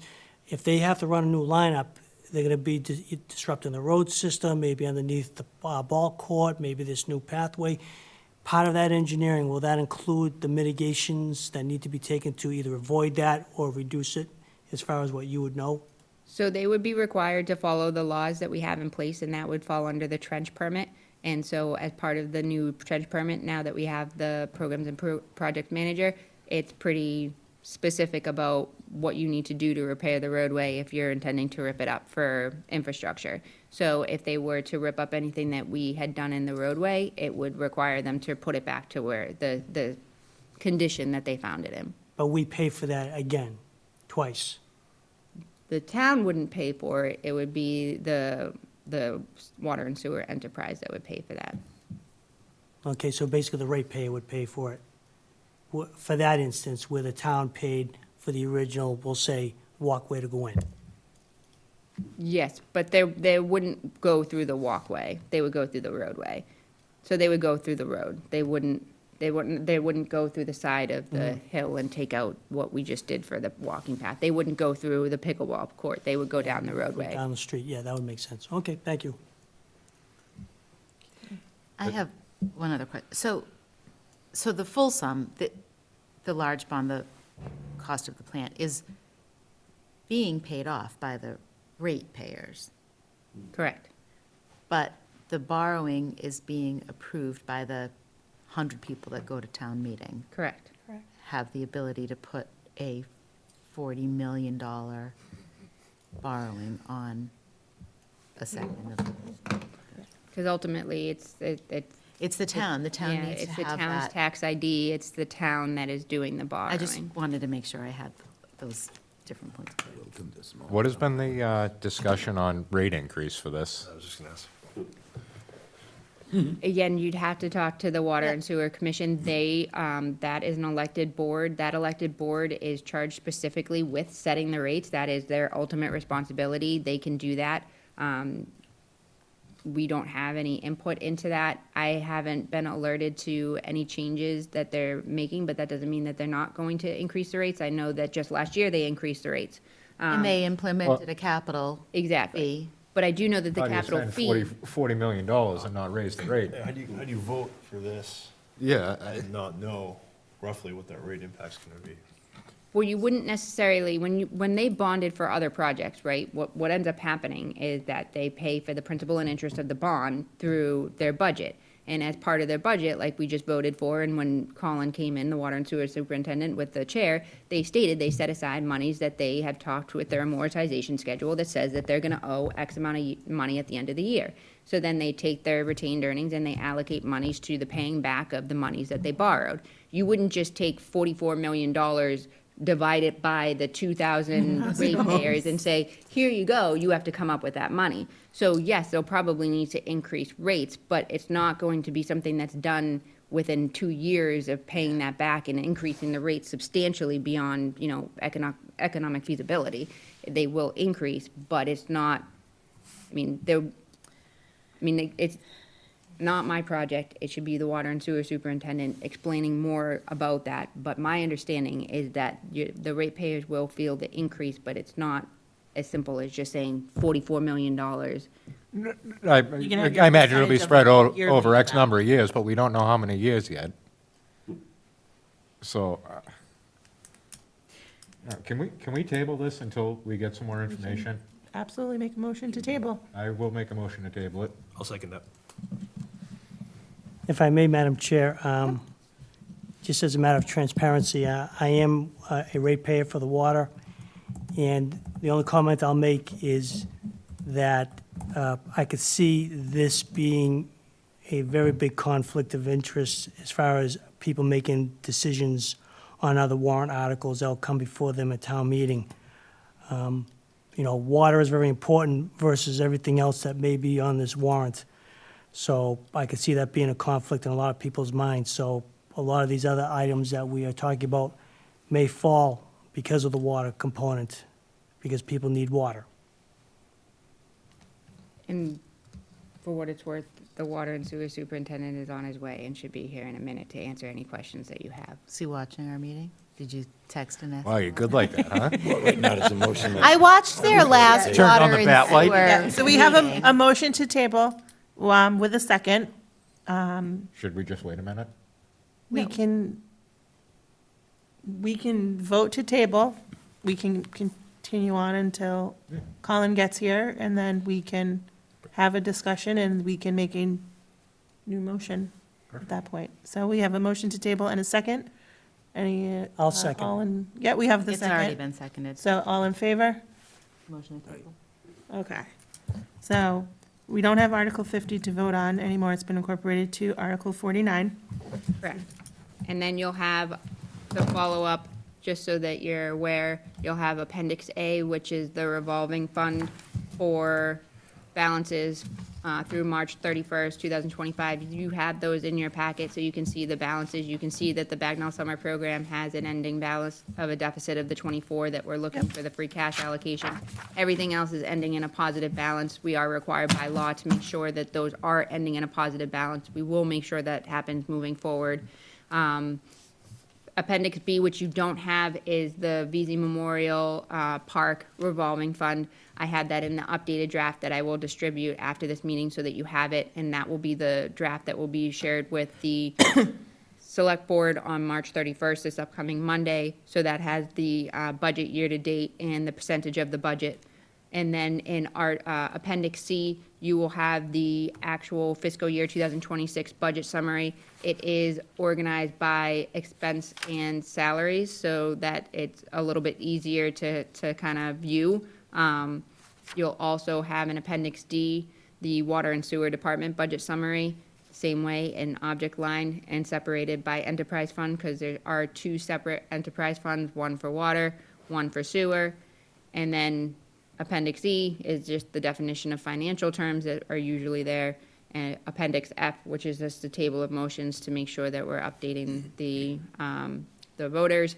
And then the standard certification page, and the certification by the town clerk as well as the police chief. And then the last page is the select board members and the finance board members. If I have anybody's name incorrectly spelled and/or have any term expirations that are not accurate, I will run it by the clerk again, just to make sure that I have everything squared away. But please, if you see anything, let me know. I'm happy to make those changes.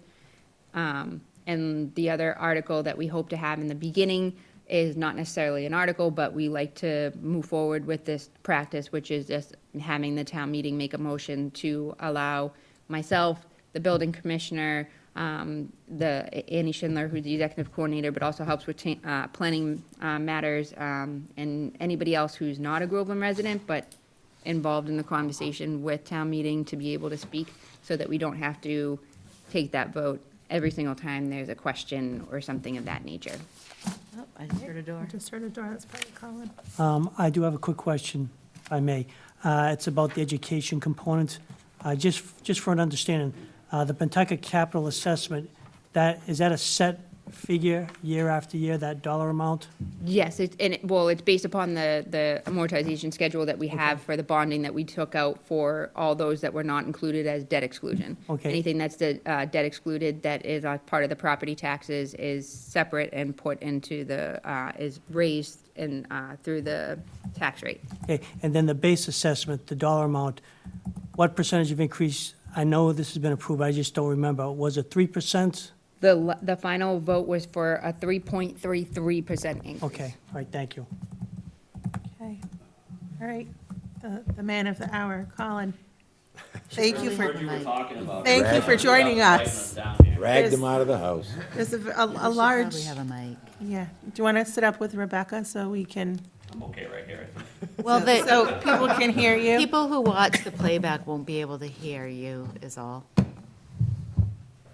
We'd appreciate that, thank you.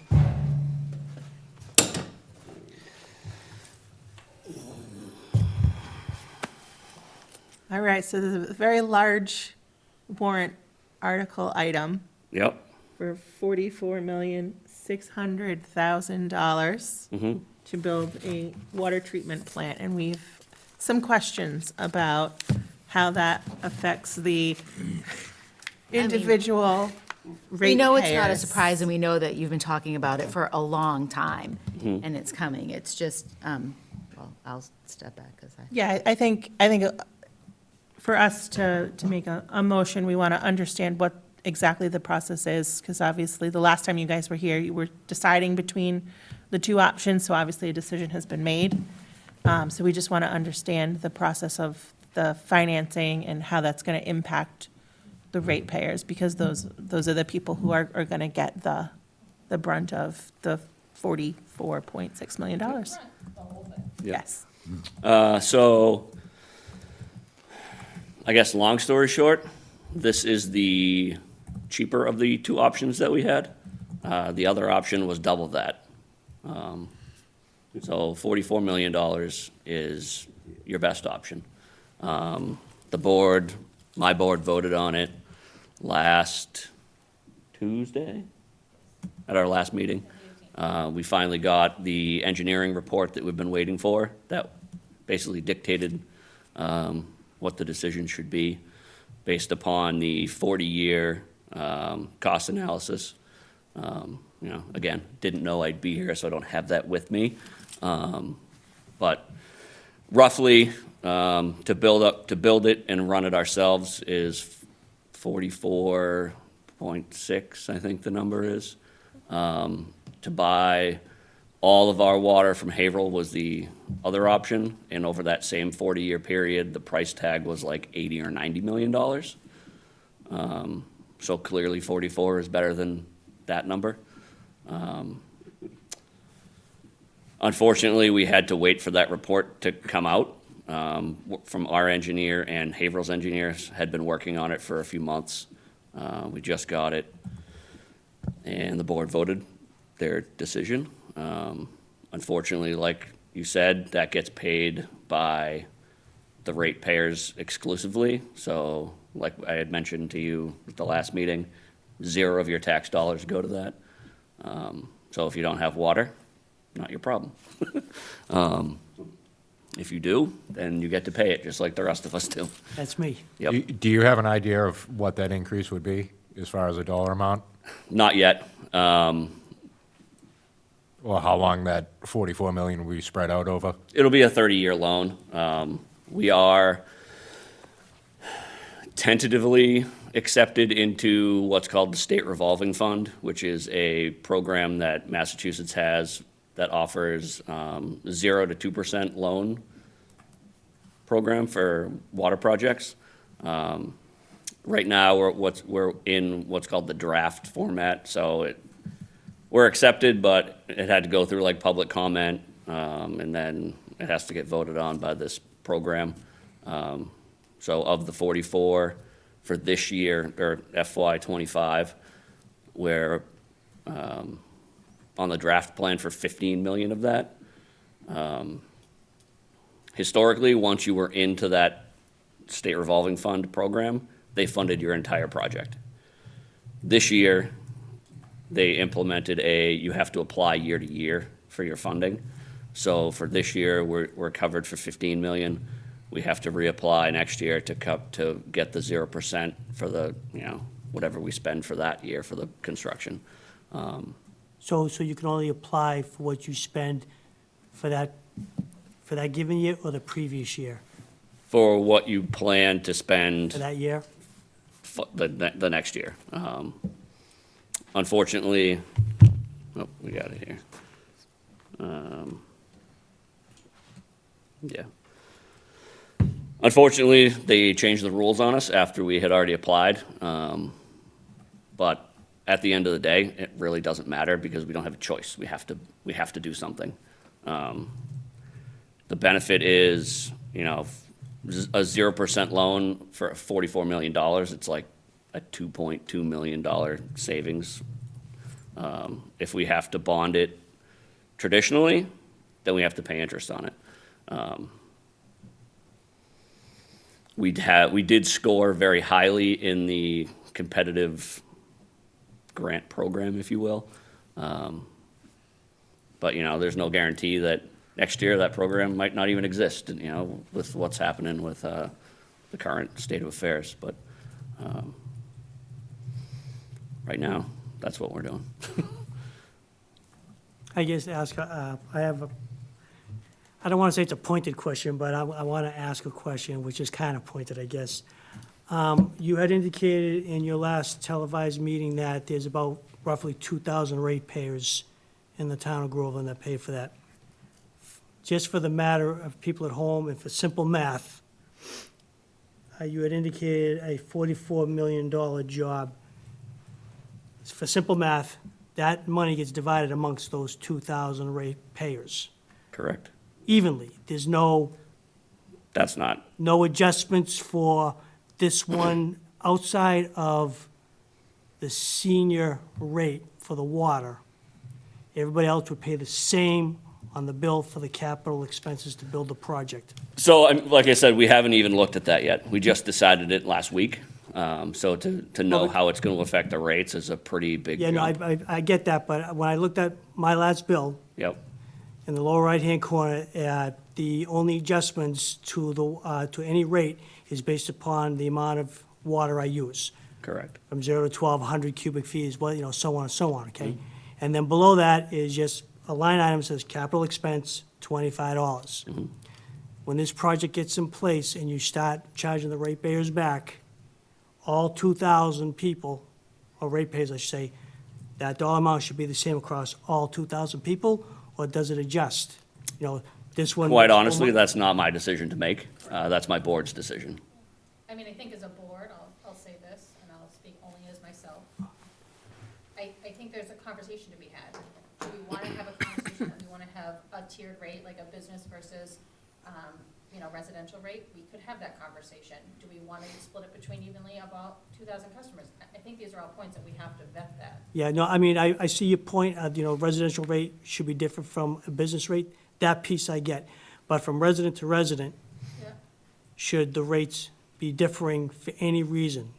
For like, if you're in an affordable situation, which this town allows. Yeah, I mean, so I Things like think, that, I think all of this can be a conversation, but. yeah, I think when I think you're jumping the gun Yeah. quite a bit. There'll be a rate analysis that happens, Okay, but, expecting that within 8 days of the decision is, yeah, no, I was just Wild. asking from a very top level that, I mean, I realize the conversation has happened within your organization, but I was just curious, where everything else seems to be, there's a lot of factors involved in who pays this rate, who pays that rate, and they can cause discrepancies in things either passing or not passing when it comes to warrants like this. So that's why I was just gonna ask the question up front, but thank you. He called Is there any?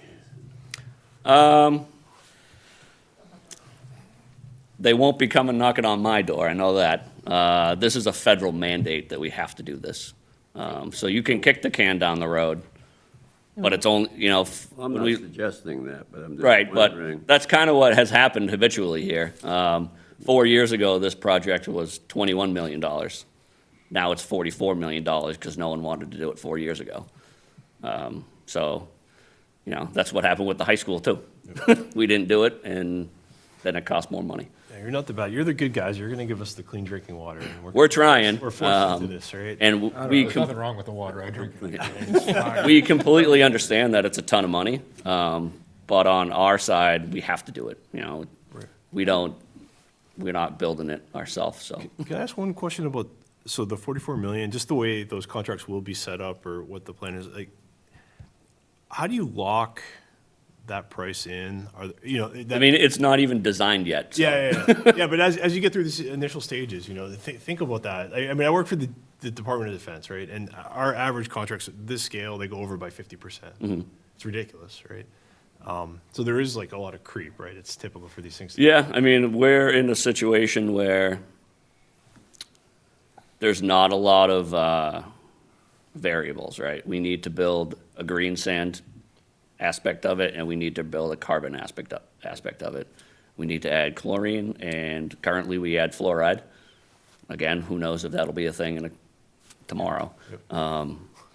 So the things we need to do are very specific. The size of the building is very specific. Labor, that's a moving target, especially with prevailing wages that we have to pay here in Massachusetts. We can't change that either. Is there hazmat now with the carbon? Maybe. We don't deal with it right now, so I couldn't even tell you. Gotcha. But that cost analysis is based upon plants that our engineering company has built in Massachusetts. So So you have pretty good confidence, yeah. that's what we got right now. Sure. I'm gonna go back to Jim's comment. If it doesn't pass at this town meeting, we'll have to have a fall town meeting, because we have to decide something, because we only have 5 years to be in That's a compliance. mandate. Yeah, so- this has to be built and So we're looking at- operational yeah, we look by at- April of '29. Correct. So our timeline of what we've seen of how to make this happen, right, will continue to shift if we don't follow all these pieces in line. I'll say that this is gonna be very controversial. Of course it Yeah, is. it's, It's huge. I mean, I think it's, obviously it's controversial, I live here, I pay a water bill, I pay a tax bill. None of my taxes go to build this plant. But I'll be pissed if I'm paying twice as much money to the city of Haverhill to do something we could have done for 50%.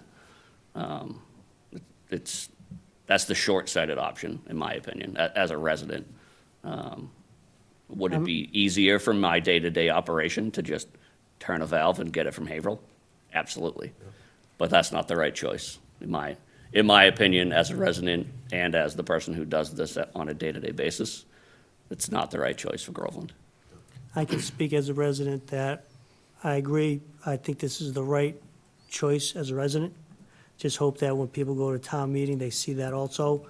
but I do agree with the rest of my board members that, you know, the money part is a double-edged sword for this. And I can only tell you from the perspective of a resident, the water, in my mind, will always beat out any other financial matters that come before town, you know, for approval. So, Yeah, and I think you know, again, I don't want to speak for the board or for myself. Just the steps that we go through to do this. We could get 100 people at town meeting that show up that don't even get water, that vote yes or no. That's exactly what I was, And then asking. to go even a step further, we can't do the project without town meeting's vote, but we can collect the money without their vote, right, which makes no sense. right. So you exactly what I can was vote it just down, you making can sure not I approve it, understood. but my board can vote to collect the money to pay for it anyway, but then we can't spend the money because it doesn't get approved. Which is why we sent that. Postcard. Hopefully everyone got there. Got the postcard, yes. Because of that reason, right, is that we do struggle to get X amount of people at town meeting. You know this very well. It could be 100 people, and they decide what happens with the water, and they don't pay the bill. yeah, just that, you know, I did get the little card you sent out. It was very well written. It was clean, clear, concise, at a level of language that I think anybody would be able to follow and understand, so thank you for that. That's the first of many public education things that will be coming out over the next few weeks. That was kind of a little bit of everything, and then the following ones will be concentrating on one item in particular. So we want to get information out to the public, and that's our plan. Whether or not people read it, that's something we struggle with and have struggled with for years. We put a lot of time and effort into putting stuff out there, and, you know, then someone will go on the town crier and post something ridiculous, and our press release will be right underneath it, and they completely ignore it. So, can lead a horse to water, but you can't make them drink it. Do you have any estimated on what this is gonna cost to run? Are you need more people, or is So it that's included pretty in that price. self-contained? Part of that cost is, again, it's in the engineer report, but it includes one additional staff member, and then it calls out, like, you know, more electricity, because we'll be running an additional, more of equipment, additional, you know, gas utility, additional chemicals, because we'll be doing some different chemistry stuff. Is this thing gonna be manned daily, or is it a once-a-week check-in on it? No, so it won't be staffed like 24 hours a day. Just how our system runs, it depends on how much water's in the tank, whether or not stuff kicks on or not. It will run similar to that, but it will require people to be there during the day to make sure that things are working properly. The size of this plant, what's the capacity to increase in the future? So it will be designed to, and again, I'm not an engineer, but we're basically allowed through permitting to take X amount of water out of the ground every day. It will be sized to do that, plus some for future endeavors. You know, prior to trying to do this, we tried to do, the less expensive option was to drill new wells that had better water quality. We found an astronomical amount of water, but it had just as much or worse minerals and PFAS contamination. So worst case scenario, we could drill a new well to have more capacity to pump into the plant. But it's not just an option to drill the well and pump it out. It has to be clean no matter what. My last question, I'll zip it. But roughly, how many gallons per day do you guys put out now? It depends. Right now, if the wells are on, the well near the solar field pumps at 400 gallons a minute. The well at the Pines, we run at 275. And the well behind the cemetery, runs at 200. Okay. And that's on average, basically? Yeah, the well at the Pines, we can run much higher. but we have to turn it down because of the mineral content. Gotcha. So we're leaving water on the table because of the situation that we're in. Sure. But, Thanks. Colin, what type of technology did you guys pick? so we're waiting on a permit right now from DEP to do what's called a pilot test. So they'll bring in a trailer, and they'll test out different types of filter media in the trailer on a small scale, and that will dictate what we put on a large scale in the plant. So we were supposed to have that permit in like December, and we still don't have it in our hand right now. Now, there's not too many companies out there that do this, Coke, Siemens, GE. Yeah, so it won't be, it's not like an off-the-shelf type of deal. It'll be, they build it in there. It's not like it doesn't, the actual plant doesn't come in on a trailer. They build it in-house. Yeah. We built one similar up at Governor Dummers. If you ever been up there to look at that one. Now, is this going to allow for future expansion? For example, is Sewell Street on town water? Yes. So when that comes online, is this unit going to provide the expansion necessary to, as the town grows? Yeah, so I would refer to that as like our water capacity. We have the water capacity to supply them with their anticipated water demand. And the plant will service those needs? Yes. When you were in last time, you talked about how, like, was it West Newbury who had approached to buy water from us? Yep. Do we, obviously, not at the current time, but down the road, have we thought about the Yeah, so I think, entertaining offers to supply water? I don't want to, Yes. yeah, I don't want to, I don't want to speak for them. I think the honest answer, right, and what we've discussed as a board is that we have to take care of Groveland first. Right, So once we get Groveland online, right, and we're talking that's 2029, right? right, So- yeah, that's why I said not at the current time, not any, At that you know. point, Yes, they've approached us, it's a conversation, it should be had, 100%. And by doing, again, my point of view is we need to take care of ourselves first. Once we're at that point, we could potentially offset some of our residents' bills by selling it to them. They pay out the nose to Newburyport right now, so we know that they would love to buy it from us for less money. Like a penny less? Well, the amount that they pay right now is wild. Whatever it takes, right? But right now, For their own water, from their own. yeah, they buy their own Those water who- from their town, back from another town, so. Will this force Right, they the ratepayers to do anything within their homes once this new system comes online? I mean, does any plumbing, anything like that inside the home need to be No, changed? it shouldn't. You know, What like, about all those people with their own filtration systems?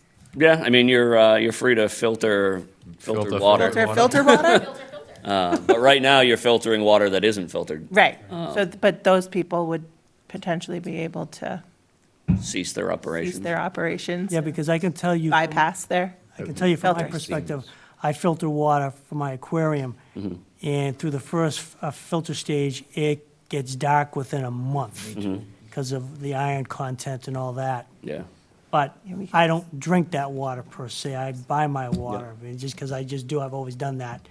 But with this system coming online, like Melissa was saying, the homeowners that do use it, they need to cut back, not use it as much. It's definitely a positive thing, so. yeah, it will be good for the town. Obviously, it's gonna come, everything comes with a price tag. It's unfortunate that we couldn't have acted on it, decades ago, because while PFAS is a new problem, the discoloration has been around since, I just recently got some records from the health department from when they were cleaning out their office, and it included manganese results from 1975 that were the same as we're having right now. So it's been a problem since the 70s. And maybe people didn't complain about it then, or maybe there wasn't social media, so it wasn't as, in your pocket. But it's been there for 50 years, and no one's done anything about it. So now we're gonna start to solve the discoloration problem because we're being forced to fix the PFAS problem. But the PFAS, so it's in, whether it's a well or whether it's a town well or whether it's a private well. Yep. It's the same water. So Correct. half the town, whoever is on a private well is not, If they're Our- not testing their water. Not They're- our problem, to finish your They're sentence. not drinking good water, is what you're saying. Yeah, so Yeah. they're gonna still have so the PFAS. PFAS is only, it's a federal mandate, but it's only going to be affecting people on town. Correct. The rest So, of the private rest- wells will still be Yep. experiencing this problem unless they choose to put in some sort of Yeah. system on their own. So we can't, we have no authority over I the understand, private I well at your understand, house. but I'm just saying, it's this major endeavor, but it's still gonna be the same problem for half the people. And only- Not your problem, I understand that, not your problem, but it still exists. Yeah, and It's of all the PFAS that gets into your body, only 2% of it comes from your drinking water. So Colin, I do have I have another question. Or retardant. It's pertaining to when new developments come online. Is there any rule or regulation that you're aware of that forces them to tie into public water? Oh, yeah. Are they allowed to have a private well? So it depends on how close they are to existing infrastructure. If you're, I don't know, as an example, Billis Way, down by the cemetery, Yeah. the water main is right in front of that property, they had to tie into water. Okay, so the developer had no choice to say, no, I want to put septic systems in and wells. And You have the to- same thing with sewer. If sewer is within a certain distance of your development, you have to bring sewer to your development. Okay. And along with that comes fees to the water and sewer department per structure Yep, for a system development fee, which will help offset some of these costs. Those fees are currently set up where you're basically buying a portion of our existing system. That will have to be reevaluated based upon, our system probably now is valued at the same amount that we're about to invest. yeah. So I mean, so as the town grows with more and more properties coming online, hopefully, is basically where those properties located as to what's determined if they're made to tie into the public system or if they're allowed to drill their own. Yeah. So for example, there's no water at all on Uptack Road. So if you were to build a house out on SD Way, which is about as far out on Uptack as you can get, we can't make you run a water line from Washington Street up Uptack Well, it's to cost SD Way. prohibitive, yeah. Right. But if you built a house, if VZ Park got developed into housing, you would be bringing water main into VZ Park and paying us for each house. Okay. All right, thank you for that clarification. And as you work through with the contractors, this becomes more and more real. That West Newbury potential expansion, are they aware of that? Is there any cost analysis done there? I realize it's probably too big to even think about that right now, but a lot of the times, in an ideal world, if you optimize and you build everything up front, it tends to be a little cheaper. Yeah, so on our end, if we were, fictitiously gonna do this right now, our water main is brand new going to the West Newbury Town line. So anything past that would be on them to improve infrastructure on a West Newbury. And then, if, assuming we had the capacity to sell them, Yep. it would just be a matter of negotiating what rate they're gonna pay, if they're gonna pay a portion, or not if, but they would have to pay some percent of our $44 million loan. Sure. Something that would be, again, not my decision to make, but above me. the negotiation of how much money are they gonna pay towards what we've already invested in the process to get them water. Yeah. Which would only help lower our bills in town. Thank you guys so much for. Getting out of bed, out of your house, I turned on the meeting, away from your didn't know family. what I was gonna watch today. Didn't know we were gonna end up here. Didn't know I'd be here. I said, you're gonna table it, drive fast. The board would like to Revisit? revisit the recommendation, or do you just want to hold again? We were going to table it, but we have several motions tabled, so we were going to still revisit it. We actually did table it with a vote, so. We did, I'm it not is sure how tabled we at the can current open- time. You can make a motion to revisit the article. And then we can revote it if you would like to. I'm done. I'll make a motion to revisit. I'll second it.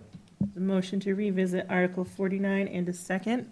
All in favor Of revisit. of revisit. revisiting? Okay. Okay, motion to approve, a motion to move favorable action on Article 49. There's a motion. Is there a second? Yes, I'll second it.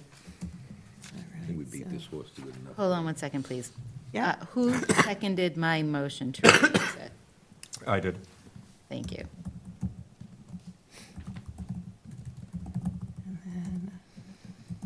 Then we have Bill is the first and the second. Was that Brian? Yeah, I'll take the Could be second. anybody. Anybody? Yeah. I just hope there's no more further discussion.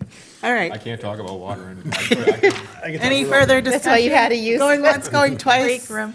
No, I'd just like to take this opportunity to thank both of you We for the thought work trash that was you've done. expensive. Hopefully, when it goes to the town, it moves forward because it's definitely needed. Yeah. And hopefully, people realize the effort that gets put into it. A lot of times, people don't realize the time and effort you put into things like this, so thank you. We ask that you just talk to your neighbors. Have that conversation and educate and recommend them to come to the meeting and ask the questions if they have the questions. One other thing. We're ready to vote. Come on. Well, you can vote after this. No, Go ahead. you have the floor. I'm gonna So change my mind. obviously it will be an increase, and like I said, we'll have to do a rate analysis to see how that's gonna be spread across usage and however it gets done.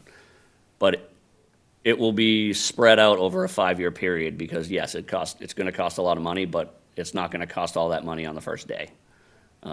So as the process goes on, it'll be incremental increases throughout the project instead of just Big. one big, here you go, it's going from, $200 to whatever.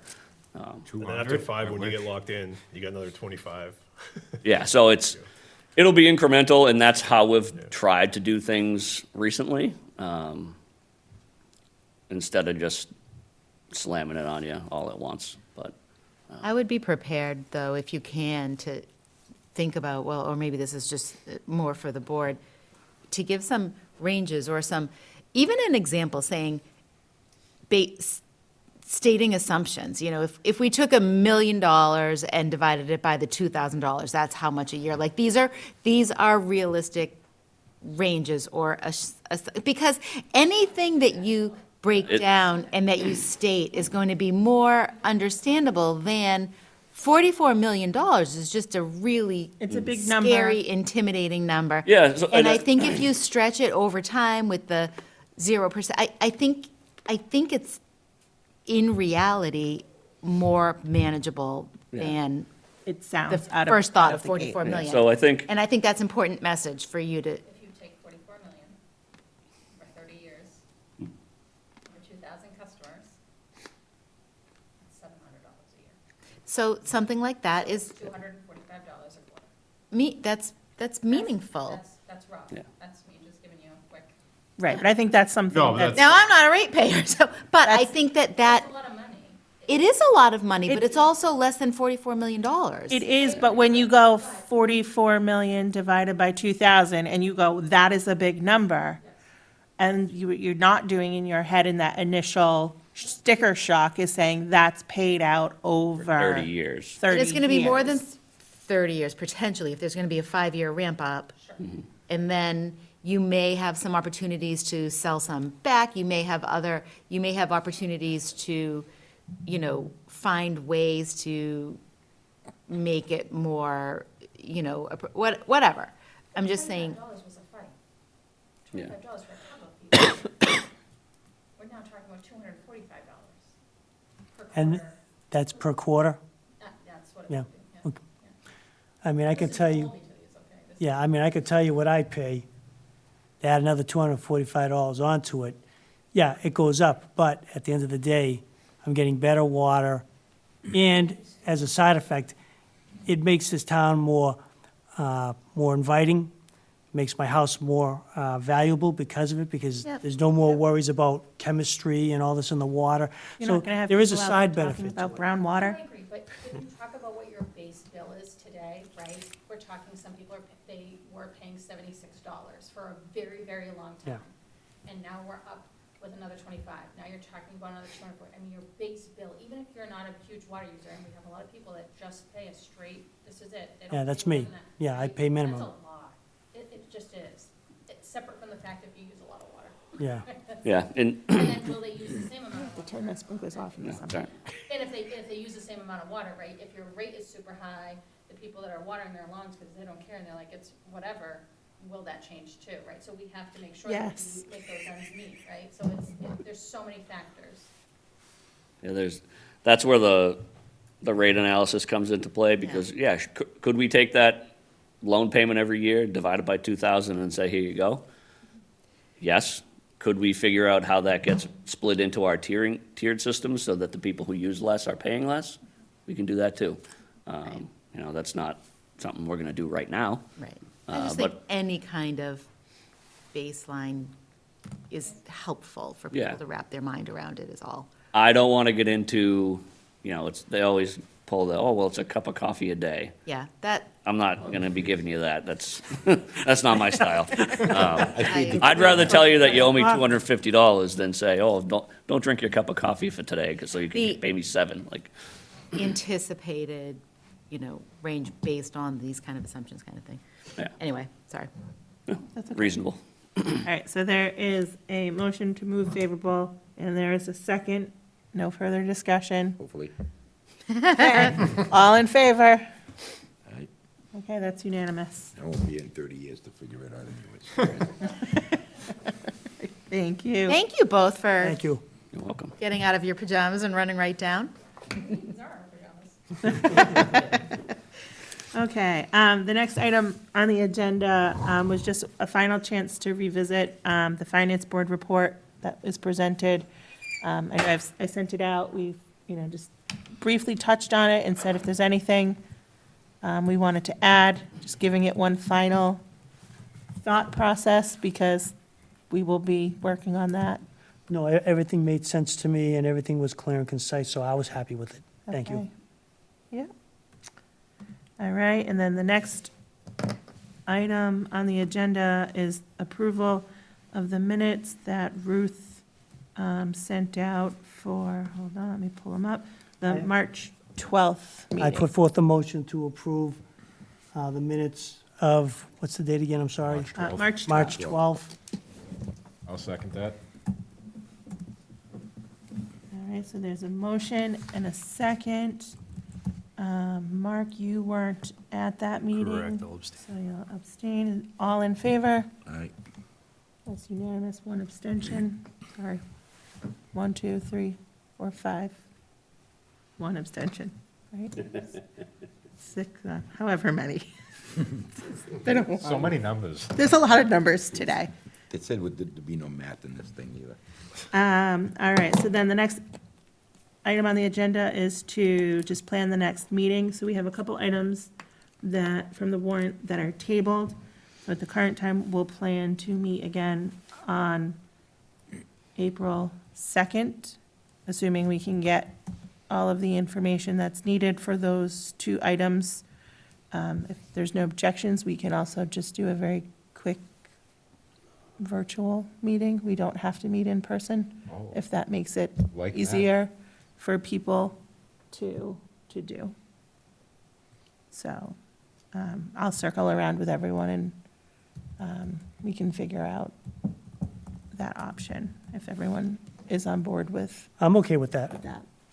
Yeah, not having to rush back to Groveland for 5 o'clock works for me. Yeah, that's Works tough. everybody but for Mike Johnson. All right, and then the last item is just if there's anything not reasonably anticipated at the time of posting. And if anyone doesn't have anything, we're good? Okay, motion to adjourn, Motion to adjourn at 7:34 PM. Seconded. second by Adam, all in favor? Aye. Unanimous. Hey, now that he's actually pulled the trigger on this, is there